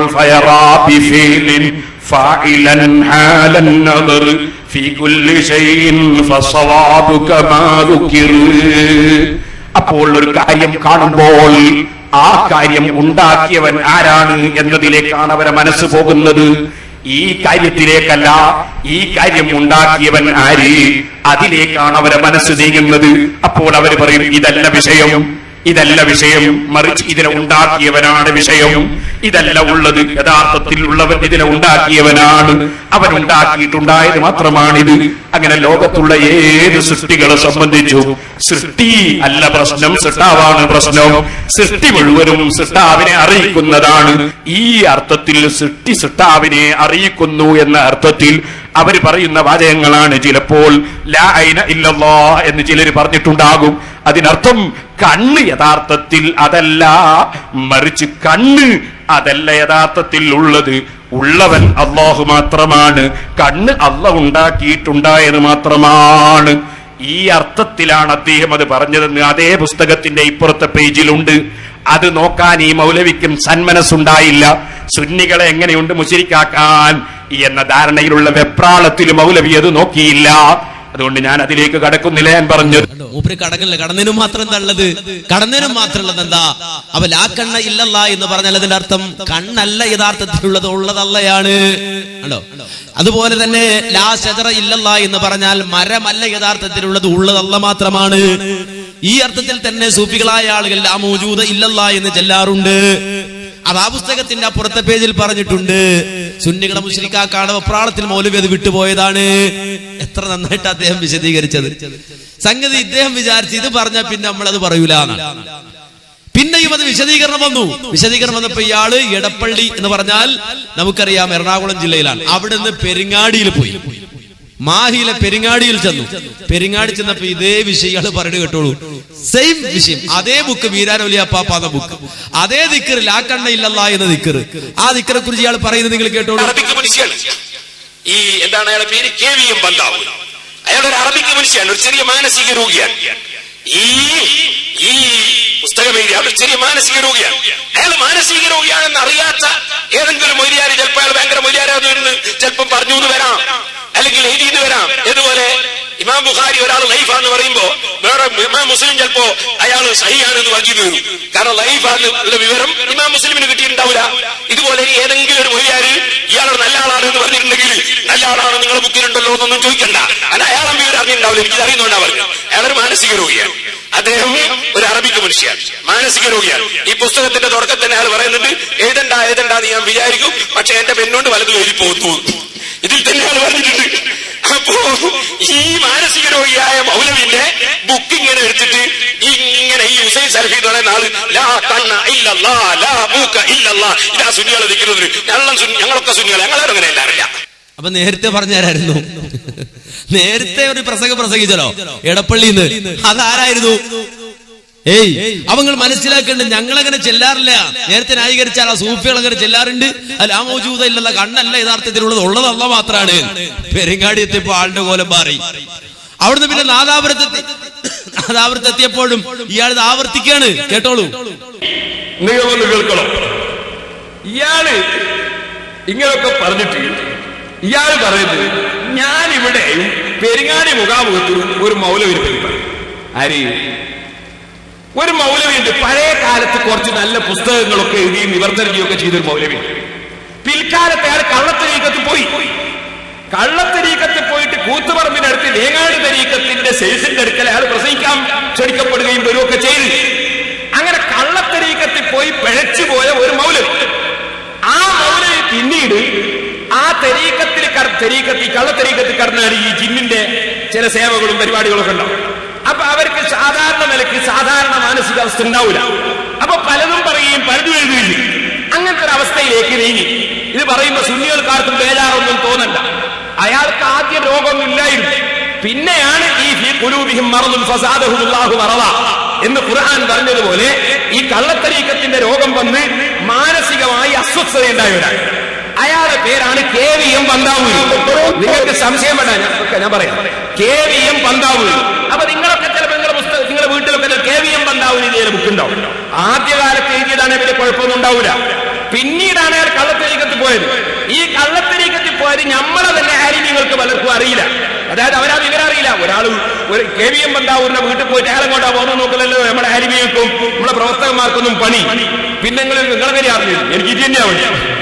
അതായത് എനിക്ക് മൗലവിമാരെ നോക്കലെന്നെ എന്റെ ഡ്യൂട്ടിയാണ്. കണ്ടോ? അപ്പൊ പിന്നെയും അതന്നെ അദ്ദേഹം ആവർത്തിക്കാണ്. എന്താ പറയുന്നത്? KVM പന്താവൂർ എന്ന് പറയുന്ന ആള് അദ്ദേഹം മുമ്പ് നല്ല ആളായിരുന്നു, പിന്നെ പഴിച്ചു പോയതാണ്. കാര്യം പിന്നീട് പ്രശ്നം ഉണ്ടാക്കി ചില ആളുകൾ ഇവരുടെ കൂട്ടത്തില്. മുമ്പ് നല്ല ആളായിരുന്നു, പിന്നെ പഴിച്ചു പോയതാണ്. വേറെ ആരും അറിഞ്ഞില്ല, ഇയാൾ മാത്രം എങ്ങനെ അറിഞ്ഞ്? ഞാനെങ്ങനെ നോക്കിയിരിക്കണം. ഒരാൾക്കാര് അയാളെ കൊട്ടോ കൂടെ ഇയാളെ കൊട്ടോ അങ്ങനെ നോക്കിയിരിക്കുന്ന ആളാണ്. അങ്ങനെ എനിക്ക് മനസ്സിലായത്, വേറെ ആർക്കും മനസ്സിലായില്ലെങ്കിലും മനസ്സിലാക്കേണ്ടത്. അവസാനം നോക്കുമ്പോ റിസാലയിൽ തന്നെ ഇവർ എഴുതുക, ഈ KVM പന്താവൂരുമായിട്ട് അഭിമുഖം നടത്തിയിട്ട് സുന്നി സാഹിത്യ ലോകത്തെ കുലപതി ആര്? KVM പന്താവൂർ. അങ്ങനെയാണ് റിസാലയിൽ പിന്നെ ഈ KVM പന്താവൂരിനെ പരിചയപ്പെടുത്തിയത്. അത് ഉദ്ധരിച്ചപ്പോൾ ഇയാൾ വീണ്ടും പറയുന്നത് കേട്ടോളൂ. നിങ്ങൾ മനസ്സിലാക്കണം, ചിലപ്പോ നമ്മുടെ സുന്നി വോയിസിലോ സിറാജിലോ റിസാലയിലോ ഇയാൾ പിഴച്ച ആളാണെന്നോ ഇയാൾക്ക് സുഖമില്ലാന്നോ ഉള്ള വിവരം അറിയാതെ വല്ല പരസ്യവും കണ്ടുപോയാൽ സുന്നികൾ പെട്ടുപോകരുത്. ഇയാള് കാരണം സുന്നി വോയിസ് പരസ്യം സ്വീകരിക്കാൻ അവിടെ ഓഫീസിൽ ഞാനല്ല ഇരിക്കുന്നത്, കാന്തപുര ഉസ്താദല്ല ഇരിക്കുന്നത്. അവിടെ ഇതൊന്നും വായിച്ച് പഠിക്കാത്ത സാധാരണക്കാരാ ജോലിക്കാരുണ്ടാവുക. അപ്പൊ ഇയാൾ ഏതെങ്കിലും പുസ്തകത്തിന്റെ പരസ്യം സിറാജിലോ സുന്നി വോയിസിലോ ഇനി വേറെ ഏതെങ്കിലും മാസികയിലോ വന്നാൽ ഞാൻ സുന്നി മുസ്ലിമീങ്ങളോട് പറയുന്നു, ഞാനിത് 10 കൊല്ലം മുമ്പേ തന്നെ പറഞ്ഞതാണ്, പക്ഷെ ഇത്ര പരസ്യമായിട്ടല്ല, കണ്ണൂർ ജില്ലയിൽ വെച്ച് പറഞ്ഞതാണ്. ഞാനൊരു കാര്യം ഓർമ്മപ്പെടുത്തു, ഇയാൾക്ക് സൂക്കേടാണ്. അയാൾക്ക് സൂക്കേടാണ്. നിങ്ങൾ മനസ്സിലാക്കുക, ഓർമ്മപ്പെടുത്താണ്. അപ്പൊ റിസാലെ കണ്ടാലും കുടുങ്ങണ്ട, സുന്നി വോയിസ് കണ്ടാലും കുടുങ്ങണ്ട, എവിടെ കണ്ടാലും കുടുങ്ങണ്ട. അപ്പൊ നോക്കുമ്പോ KVM പന്താവൂർ മാത്രല്ല ഇത് എഴുതിയിട്ടുള്ളത്. ഈ സുന്നി മർക്കസ് എന്ന് പറയുന്ന കാന്തപുരത്തിന്റെ മർക്കസ് ഉണ്ടല്ലോ, മർക്കസ് സക്കാഫത്ത് സുന്നി, അവിടുത്തെ മുദരിസ് ഉണ്ട്, നെല്ലിക്കുത്ത് ഇസ്മായിൽ മുസ്ലിയാരുടെ മരുമകൻ അബ്ദുൽ അസീസ് സക്കാഫി. അദ്ദേഹം പ്രകാശനം ചെയ്ത ഏറ്റവും വലിയ മൗലിദ് കിതാബ്, ആ മൗലിദ് കിതാബിൽ ഇത് അറബിയിൽ കൊടുത്തിരിക്കുകയാണ്. എന്ത്? അന്തല്ലദീ അല്ലംതനാ ലാ ഐന ഇല്ലല്ലാഹ്, അന്തല്ലദീ അല്ലംതനാ ലാ ഉദ്ന ബീരാൻ ഔലിയാപ്പാപ്പ മൗലിദ് അല്ലെന്താണത്? അന്തല്ലദി അല്ലംതന, ബീരാൻ ഔലിയാപ്പാപ്പ നിങ്ങളാണ് ഞങ്ങളെ പഠിപ്പിച്ചത് ലാ ഐന ഇല്ലല്ലാ, ലാ കണ്ണ ഇല്ലല്ലാ എന്ന്. അന്തല്ലദി അല്ലംതന, ഓ ഔലിയാപ്പാപ്പ നിങ്ങളാണ് ഞങ്ങളെ പഠിപ്പിച്ചത് ലാ ഉദന ഇല്ലല്ലാ, ലാ ചെവി ഇല്ലല്ലാ എന്ന്. അപ്പൊ ഇത് ഉദ്ധരിച്ചപ്പം പിന്നെ മുസ്ലിയാർ വന്നിട്ട് പറഞ്ഞത് അറിയോ? കേട്ടോളൂ നിങ്ങൾ. ബീരാൻ ഔലിയാപ്പാപ്പ എന്ന് പറഞ്ഞിട്ട് ഒരു വലിയുണ്ട്. ആ വലിയ അദ്ദേഹം മജ്ദൂബായിരിക്കാം, അല്ലാതെ ആയിരിക്കാം, അത് വേറൊരു വിഷയം. ആ വലിയ ചിലപ്പോ ഇങ്ങനെ പറയും, എന്ത് ലാ കണ്ണ ഇല്ലല്ലാ, ലാ മൂക്ക ഇല്ലല്ലാ, ഇങ്ങനെ പറയും. അതിന്റെ അറബിയാണ് ലാ ഐന ഇല്ലല്ലാ, ലാ അംഫ ഇല്ലല്ലാ. ഇങ്ങനെ അദ്ദേഹം പറഞ്ഞത് എന്തുണ്ട്? ഒരു മൗലൂദ് കിതാബിലുണ്ട് പോലും. മൗലൂദ് കിതാബ് എന്ന പേരിൽ അച്ചടിച്ചു വരുന്നതിലുള്ള എല്ലാ കാര്യങ്ങളും ഏറ്റെടുക്കുന്ന ആളൊന്നുമല്ല ഞാൻ, അത് വേറെ വിഷയം.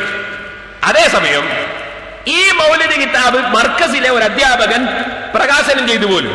പ്രകാശനം ചെയ്യുന്ന ആളുകൾ അത് വായിച്ചു നോക്കാറില്ല എന്നുള്ളത് ഇപ്പൊ നേരത്തെ ഇവിടെ പ്രകാശനം ചെയ്ത പുസ്തകങ്ങൾ വായിച്ചു നോക്കി ഞങ്ങളെ വായിച്ചു നോക്കിയിട്ടില്ല. അത് എല്ലാവർക്കും അറിയുന്ന സംഗതിയാണ്, അത് വേറെ. എന്നാൽ ഇതിൽ തെറ്റുണ്ടോ എന്നുള്ളത് വേറെ വിഷയം. ഞാൻ പറയുന്നത് പ്രകാശനം ചെയ്തു എന്നത് തെളിവല്ല, മൗലൂദ് കിതാബിനുണ്ട് എന്നെ തെളിവല്ല. മൗലൂദ് കിതാബ് എന്നുള്ള പേരിൽ വരുന്ന കിതാബിൽ പലതും ഉണ്ട്. അതിൽ സ്വീകരിക്കാൻ പറ്റുന്നതുണ്ട്, സ്വീകരിക്കാൻ പറ്റാത്തതുണ്ട്. മരിച്ചതിന് ശേഷം ഒരു പ്രത്യേക നിസ്കാരം പറഞ്ഞിട്ടുണ്ട് ഒരു മൗലൂദ് കിതാബിൽ. പക്ഷെ അങ്ങനെ നിസ്കാരം സ്ഥിരപ്പെട്ടിട്ടില്ല, അതുകൊണ്ട് നമ്മൾ നിസ്കരിക്കാറില്ല. അച്ചടിച്ച് വരുന്നതൊക്കെ മുജാഹിദിന്റെ പ്രസ്സിൽ നിന്ന് മുജാഹിദീങ്ങളാണ് ഏകദേശം മൗലൂദ് അച്ചടിച്ച് വിതരണം ചെയ്യുന്നത് പൈസ ഉണ്ടാക്കാൻ.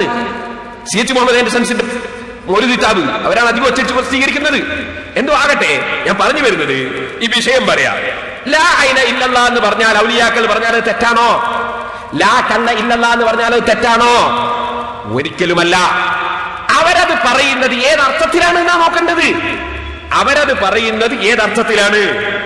നമ്മളെ മൗലവിക്ക് ഏറ്റവും പിരിശപ്പെട്ട ആളാണ് KVM പന്താവൂര്. അദ്ദേഹം മാനസിക രോഗിയാണെന്ന് മുമ്പ് ഞാൻ പറഞ്ഞിട്ടുണ്ട്. പക്ഷെ മാനസിക രോഗമുള്ള ആള് പറയുന്നത് എല്ലാം തെറ്റായിക്കൊള്ളണമെന്നില്ലല്ലോ. മാനസിക രോഗമുള്ള ആള് ചിലപ്പം കാര്യവും പറയൂലേ, ചിലപ്പം പറഞ്ഞിട്ട് ഭയങ്കര കാര്യം പറയും ചില മാനസിക രോഗികൾ. അതുപോലെ KVM പന്താവൂര് ഒരു മാനസിക അസ്വസ്ഥതയുള്ള ആളാണെങ്കിലും ചിലപ്പോൾ അയാൾ കാര്യവും പറയാറുണ്ട്. കണ്ടോ? ഇനി നിങ്ങൾ ആർക്കാ മാനസിക രോഗം? ആർക്കാണ് മാനസിക രോഗം? ഇത്രയും നാടുകളെ പറഞ്ഞിട്ട് അവസാനം മൂപ്പര് ഒരാള് മാനസിക രോഗിയെ കാര്യം പറയല്. ഇതെന്താ നമ്മൾ ചെയ്യുക? ഇതിനെന്താ നമ്മൾ പറയാ? അപ്പൊ ദീനിൽ ഇല്ലാത്തത് ദീനിലേക്ക് കൊണ്ടുവന്നിട്ട് അതിനെ ന്യായീകരിക്കുക, ഉള്ളത് എടുത്തു കളയാ. ഇതാ പൗരോഹിത്യം ചെയ്യാ. ഇതെല്ലാം കഴിഞ്ഞിട്ട് അവസാനം ഉണ്ട് ഒരു കൈകൊട്ടിക്കളി. നിങ്ങൾ മനസ്സിലാക്കണം. ഇതെല്ലാം കഴിഞ്ഞിട്ട് അവസാനം എന്താ ചെയ്യുന്നത്? എല്ലാ ദലാലത്തും എല്ലാ ബിദഅത്തും എല്ലാ ഖുറാഫാത്തും ഉണ്ടാക്കി ആളുകളെയും വിളിച്ച് യാക്കോബിനെയും വിളിച്ചത് മുടിയിട്ട് വെള്ളം കൊടുത്തിട്ടാണെങ്കിലും, ഇനി അതല്ല നാട്ടുകാരിൽ നിന്ന് പിരിച്ചിട്ട് നെയ്ച്ചോറുണ്ടാക്കി കൊടുത്തിട്ടാണെങ്കിലും, ഇതെല്ലാം കഴിഞ്ഞിട്ട് അവസാനത്തെ പരിപാടി എന്താ? കേട്ടോളൂ. സന്തോഷം സന്തോഷം സന്തോഷം സായോജ്യം നേടാനായി ഒരു നല്ല നാള്. സന്തോഷം സന്തോഷം മർഹബാ മർഹബായ നൂറൽ ഐനി മർഹബാ ബോലോ മർഹബാ മർഹബാ ജദ്ദൽ ഹുസൈനി മർഹബാ. സന്തോഷം സന്തോഷം സന്തോഷം സന്തോഷം സായോജ്യം നേടാനായി ഒരു നല്ല നാള്. കണ്ടോ? സന്തോഷം സന്തോഷം. ആർക്കാ സന്തോഷം? മുസ്ലിയാർക്ക് സന്തോഷമായി. അങ്ങനല്ലേ ആവുള്ളൂ. മുസ്ലിയാർക്ക് സന്തോഷം. എല്ലാം കഴിഞ്ഞു. ഈ സമൂഹത്തെ അടിസ്ഥാനപരമായി വഴികേടിലും ലലാലത്തിലും കുഫറിലും എത്തിച്ചിട്ട് മുസ്ലിയാർ പറയാ സന്തോഷം സന്തോഷം, ആനന്ദം ആനന്ദം. നിങ്ങൾ മനസ്സിലാക്കണം, ഇത് പൗരോഹിത്യമാണ്. ലോകത്ത് ഏത് കാലഘട്ടത്തിലും ഉണ്ടായ പൗരോഹിത്യത്തിന്റെ അവസ്ഥയാണിത് എന്ന് നമ്മൾ അടിസ്ഥാനപരമായി മനസ്സിലാക്കുക. അതുകൊണ്ടൊരു മുസ്ലിമിനെ സംബന്ധിച്ചിടത്തോളം, അള്ളാഹുവിന്റെ പ്രവാചകന്മാർ പഠിപ്പിച്ച മാർഗം സ്വീകരിക്കുന്ന ആളുകളെ സംബന്ധിച്ചിടത്തോളം അവർ ഉന്നം വെക്കേണ്ടത് ഭൗതിക ലോകത്തെയല്ല, പുരോഹിതന്മാർ ഉന്നം വെക്കുന്നത് ഐഹിക ലോകത്തെയാണ്. നേരെ മറിച്ചൊരു മുഅ്മിൻ ഉന്നം വെക്കേണ്ടത് നാളെ പാരത്രിക ലോകത്തെയാണ്. ആ നിലയിൽ നാളെ പാരത്രിക ലോകത്തെ മുന്നിൽ കണ്ടുകൊണ്ട് പ്രവർത്തിക്കണം നമ്മൾ. ആ പാരത്രിക ലോകത്തെ വിജയം, അവിടുത്തെ സുരക്ഷ, അവിടുത്തെ ഉറപ്പ്, അവിടുത്തെ വിജയം കണ്ടുകൊണ്ട് പ്രവർത്തിക്കാൻ നമുക്ക് കഴിയണം എന്നാണ്. അപ്പോഴേ ഐഹിക ലോകത്തെ വിജയിപ്പിക്കാൻ നമുക്ക് കഴിയൂ, ഈ ലോകം കൊണ്ട് നേട്ടമുണ്ടാക്കാൻ നമുക്ക് കഴിയൂ. അതുകൊണ്ടാണ് പറയപ്പെട്ടത് തസവ്വദ് മിനദ് ദുനിയാ ഫഇന്നക ലാ തദ്രി ഇദാ ജന്ന അലൈകൽ ലൈലു ഹൽ തഈശു ഇലൽ ഫജ്രി ഫകം മിൻ ഫതൈ യുംസി വയുസ്ബിഹു ലാഹിയാ വഖദ് നുസിജത് അക്ഫാനുഹു വഹുവ ലാ യദ്രി. ഓ മനുഷ്യ, തസവ്വദ് മിനദ് ദുനിയാ, ഐഹിക ലോകത്ത് നിന്ന് നിനക്ക് ആവശ്യമുള്ള യാത്രാവിഭവം നീ ഒരുക്കിക്കൊള്ളൂ. ഭൗതിക ലോകത്ത് ജീവിക്കുമ്പോൾ നാളെ പാരത്രിക ലോകത്ത് ജീവിക്കുവാൻ ആവശ്യമായ സംഗതികൾ നീ ഒരുക്കി വെച്ചുകൊള്ളൂ. കാരണം നീ അറിയാത്തവനാണ്, നിനക്കറിഞ്ഞുകൂടാ. എന്ത്? ഇദാ ജന്ന അലൈകൽ ലൈലു ഹൽ തഈശു ഇലൽ ഫജ്രി. ഇന്നത്തെ ഈ രാത്രി നിന്നിലേക്ക് അങ്ങ് മൂടിയാൽ നാളത്തെ പ്രഭാതത്തെ നീ കണ്ടെത്തുമോ, നാളത്തെ പ്രഭാതത്തെ നീ എത്തിക്കുമോ എന്ന വിവരം നിനക്കറിഞ്ഞുകൂടാ. നീ അറിവില്ലാത്തവനാണ്. ഐഹിക ലോകത്ത് നീ ജീവിക്കുകയാണ്. ഈ ജീവിതം ഒരിക്കൽ മാത്രം നൽകപ്പെട്ടതാണ്. അതുകൊണ്ട് ഈ ലോകത്ത് ജീവിക്കുമ്പോൾ പരലോകത്തേക്ക് ആവശ്യമുള്ളത് നീ ഒരുക്കിക്കോ. കാരണം നാളെ നിന്റെ അവസ്ഥ എന്തെന്നറിഞ്ഞുകൂടാ, നാളത്തെ പ്രഭാതത്തിൽ നീ ഉണ്ടാകുമോ എന്നറിഞ്ഞുകൂടാ.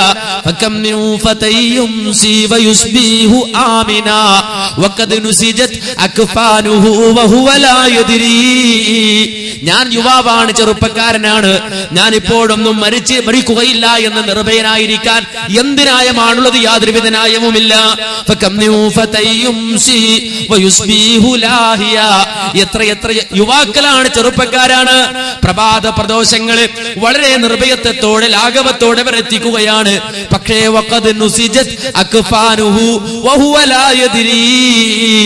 അവനെ പൊതിയാനുള്ള കഫം തുണി അടുത്ത കടയിൽ തയ്യാർ ചെയ്യപ്പെട്ടിട്ടുണ്ട്. ആ വിവരം അവനുണ്ടോ? അറിയുന്നു, മനസ്സിലാക്കുന്നു. ഇത് നമ്മുടെ മനസ്സിൽ എപ്പോഴും ഉണ്ടാകേണ്ട കാര്യമാണ്. എനിക്കുള്ള കഫം തുണി അടുത്ത കടയിലുണ്ട്, എന്നെ പൊതിയാനുള്ള തുണി റെഡിയായിട്ടുണ്ട്, എന്നെ കബറടക്കുവാൻ വേണ്ടി ഒരുക്കുവാൻ തയ്യാറാക്കുവാൻ വേണ്ടിയിട്ടുള്ള എല്ലാ സാമഗ്രികളും ഇവിടെ തയ്യാറാണ് എന്ന ബോധം മനസ്സിൽ ഉണ്ടാക്കി വെക്കുക. അതുപോലെ തന്നെ നമ്മൾ എപ്പോഴും മനസ്സിൽ കൊണ്ട് നടക്കുക.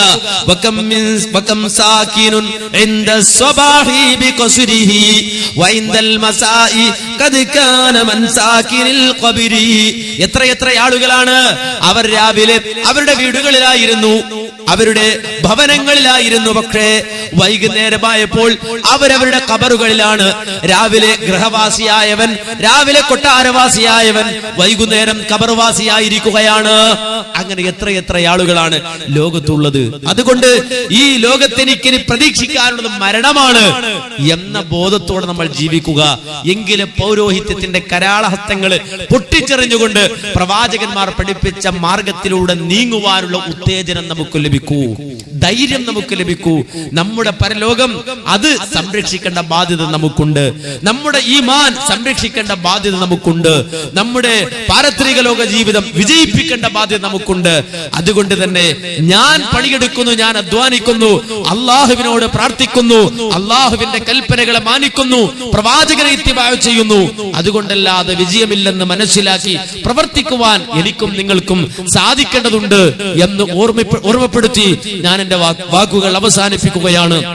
അല്ലാഹുവേ, ഈ ദീനിന്റെ ശരിയായ വശങ്ങൾ മനസ്സിലാക്കി അതിൽ കൊണ്ടുകൊണ്ട് ജീവിക്കുന്ന മുത്തക്കോളെ ഞങ്ങളെ ഉൾപ്പെടുത്തി അനുഗ്രഹിക്കണേ റഹ്മാനെ. സത്യമാർഗത്തിൽ നിന്ന് മനുഷ്യ സമൂഹത്തെ വഴികേടിലേക്ക് നയിക്കുന്ന, സത്യമാർഗത്തിൽ നിന്ന് വഴിതെറ്റിച്ചു കളയുന്ന പുരോഹിതന്മാരുടെ കുതന്ത്രങ്ങളിൽ നിന്ന് ഈ സമുദായത്തെ കാത്തുരക്ഷിക്കണേ റഹ്മാനെ. അല്ലാഹുവേ, നിന്റെ പ്രവാചകന്മാർ പഠിപ്പിച്ച മാർഗത്തിൽ, അമ്പിയാക്കന്മാർ സഞ്ചരിച്ച മാർഗത്തിൽ ജീവിക്കുവാൻ, ആ മാർഗം ജീവിത മാർഗമായി തെരഞ്ഞെടുക്കുവാനുള്ള തൗഫീഖ് നൽകി ഞങ്ങൾ നീ അനുഗ്രഹിക്കണേ റഹ്മാനെ. ربنا آتنا في الدنيا حسنة وفي الآخرة حسنة وقنا عذاب النار. ربنا تقبل منا إنك أنت السميع العليم وتب علينا إنك أنت التواب الرحيم. ربنا اغفر لنا ولإخواننا الذين سبقونا بالإيمان ولا تجعل في قلوبنا غلا للذين آمنوا ربنا إنك رؤوف رحيم. والحمد لله رب العالمين. السلام عليكم ورحمة الله وبركاته.